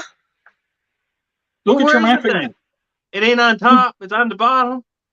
No, it's over in the east, right over on the Avalon Peninsula on the east. Yeah, but if you look at all the island, it's east. Yeah, no, south. I'm only talking about like straight across or straight up and down. No, talking about the whole thing. Couple of newfies fighting over where we're to. That's the way it is in Newfoundland, see? Yeah. He's from down there, and I'm from up on Wesley Bonavista Bay way, so we're rivals. Unless it's Newfoundlanders versus the mainland. And then we're on the same team. Oh yeah, no, it is mainlanders. No, the Yeah. wife isn't. And then- The wife. My wife. And then if was it's the one. mainlanders and Newfoundlanders against Americans, then we're on another bigger team. Sometimes. Sometimes. Who Who sent you that? Was that Devil Dog sent you that? He did, yeah. Yeah, I figured as much. I sent him the little Canadian one with the Newfoundland one.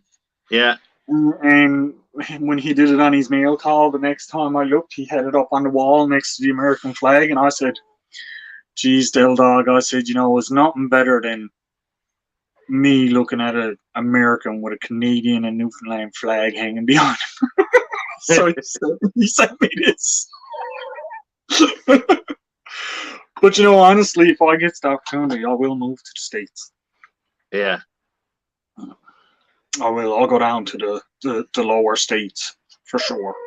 Oh, yeah. Just to live? Oh, yeah, I'd live down there for sure. I Yeah. would. I need to be, you know, I'm going to tell you something. Have you ever left, you've been living on the island most of your life, right? All my life, the furthest I ever was Halifax. I'm going to tell you something. You says that now until you lose the ocean. Well, I looks at the ocean, and that's something that I looks at and says I'd miss the ocean, even though I Yeah. don't go out on the ocean. Yeah. I would miss the ocean. I knows I would. That's the one thing I noticed when I moved away from home and started traveling around with work. Icebergs. I like something so I took for granted. I like was icebergs. I lived on Iceberg Alley. Yep. They were always passing through my backyard, and now like I see an iceberg, I'm like, oh my goodness, iceberg. You know, Yeah.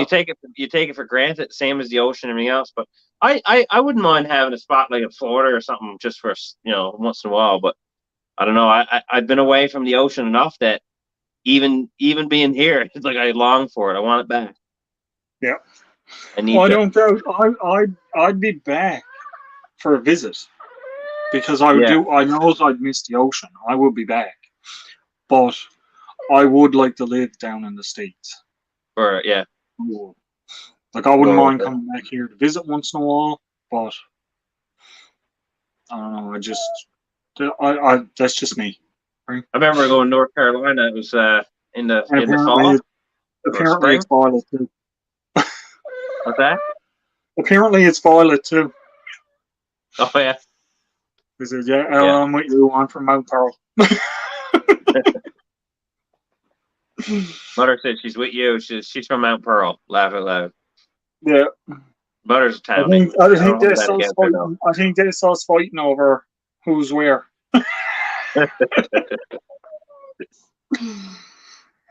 Oh my! Are you going to behave? All right, buddy. I'm going to end this live stream now. I appreciate you coming up here, and I appreciate everybody else coming around. But I'm going to have to head back. Oh, Mark J. Larson just popped in. Hey, Mark. Just when I'm about to clue up, Mark, you're too slow, boy. What's wrong with you? Yes, you've only been here for over 3 hours. Only been in 3 hours. I waited for you the entire time. You were specifically. I was waiting for you, and you didn't show up until now. Believe that or not, it's up to you.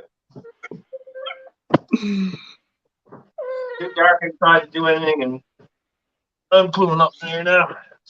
Yeah, it's almost What's that? almost black out here now, so you must be getting almost black deer too. Oh yeah, it's well, I mean,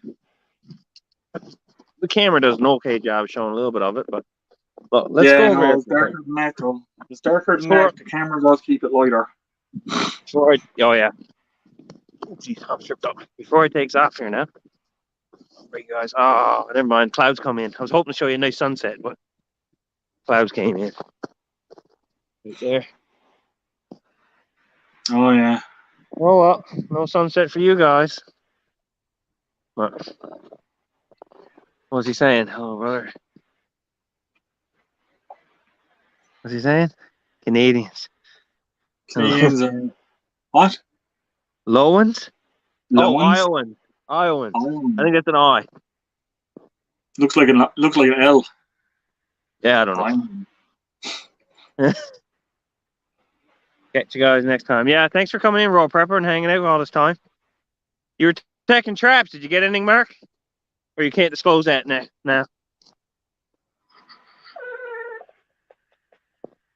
Meow. Meow.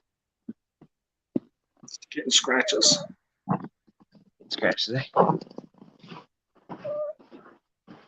Well, until I get enough snow where I can get on to Skidoo, this is probably what I'm going to have to do, a few live streams up here and stuff. And like I said, because no point in getting rabbit catch right now until I get a bit more snow on the ground. So, but Yeah. I'm going to clue this up there now, boys. I appreciate you coming. I appreciate you hanging out all this time too, Al. No problem. Anytime. And everybody in the chat and the cat. Say goodbye. Goodbye. All right.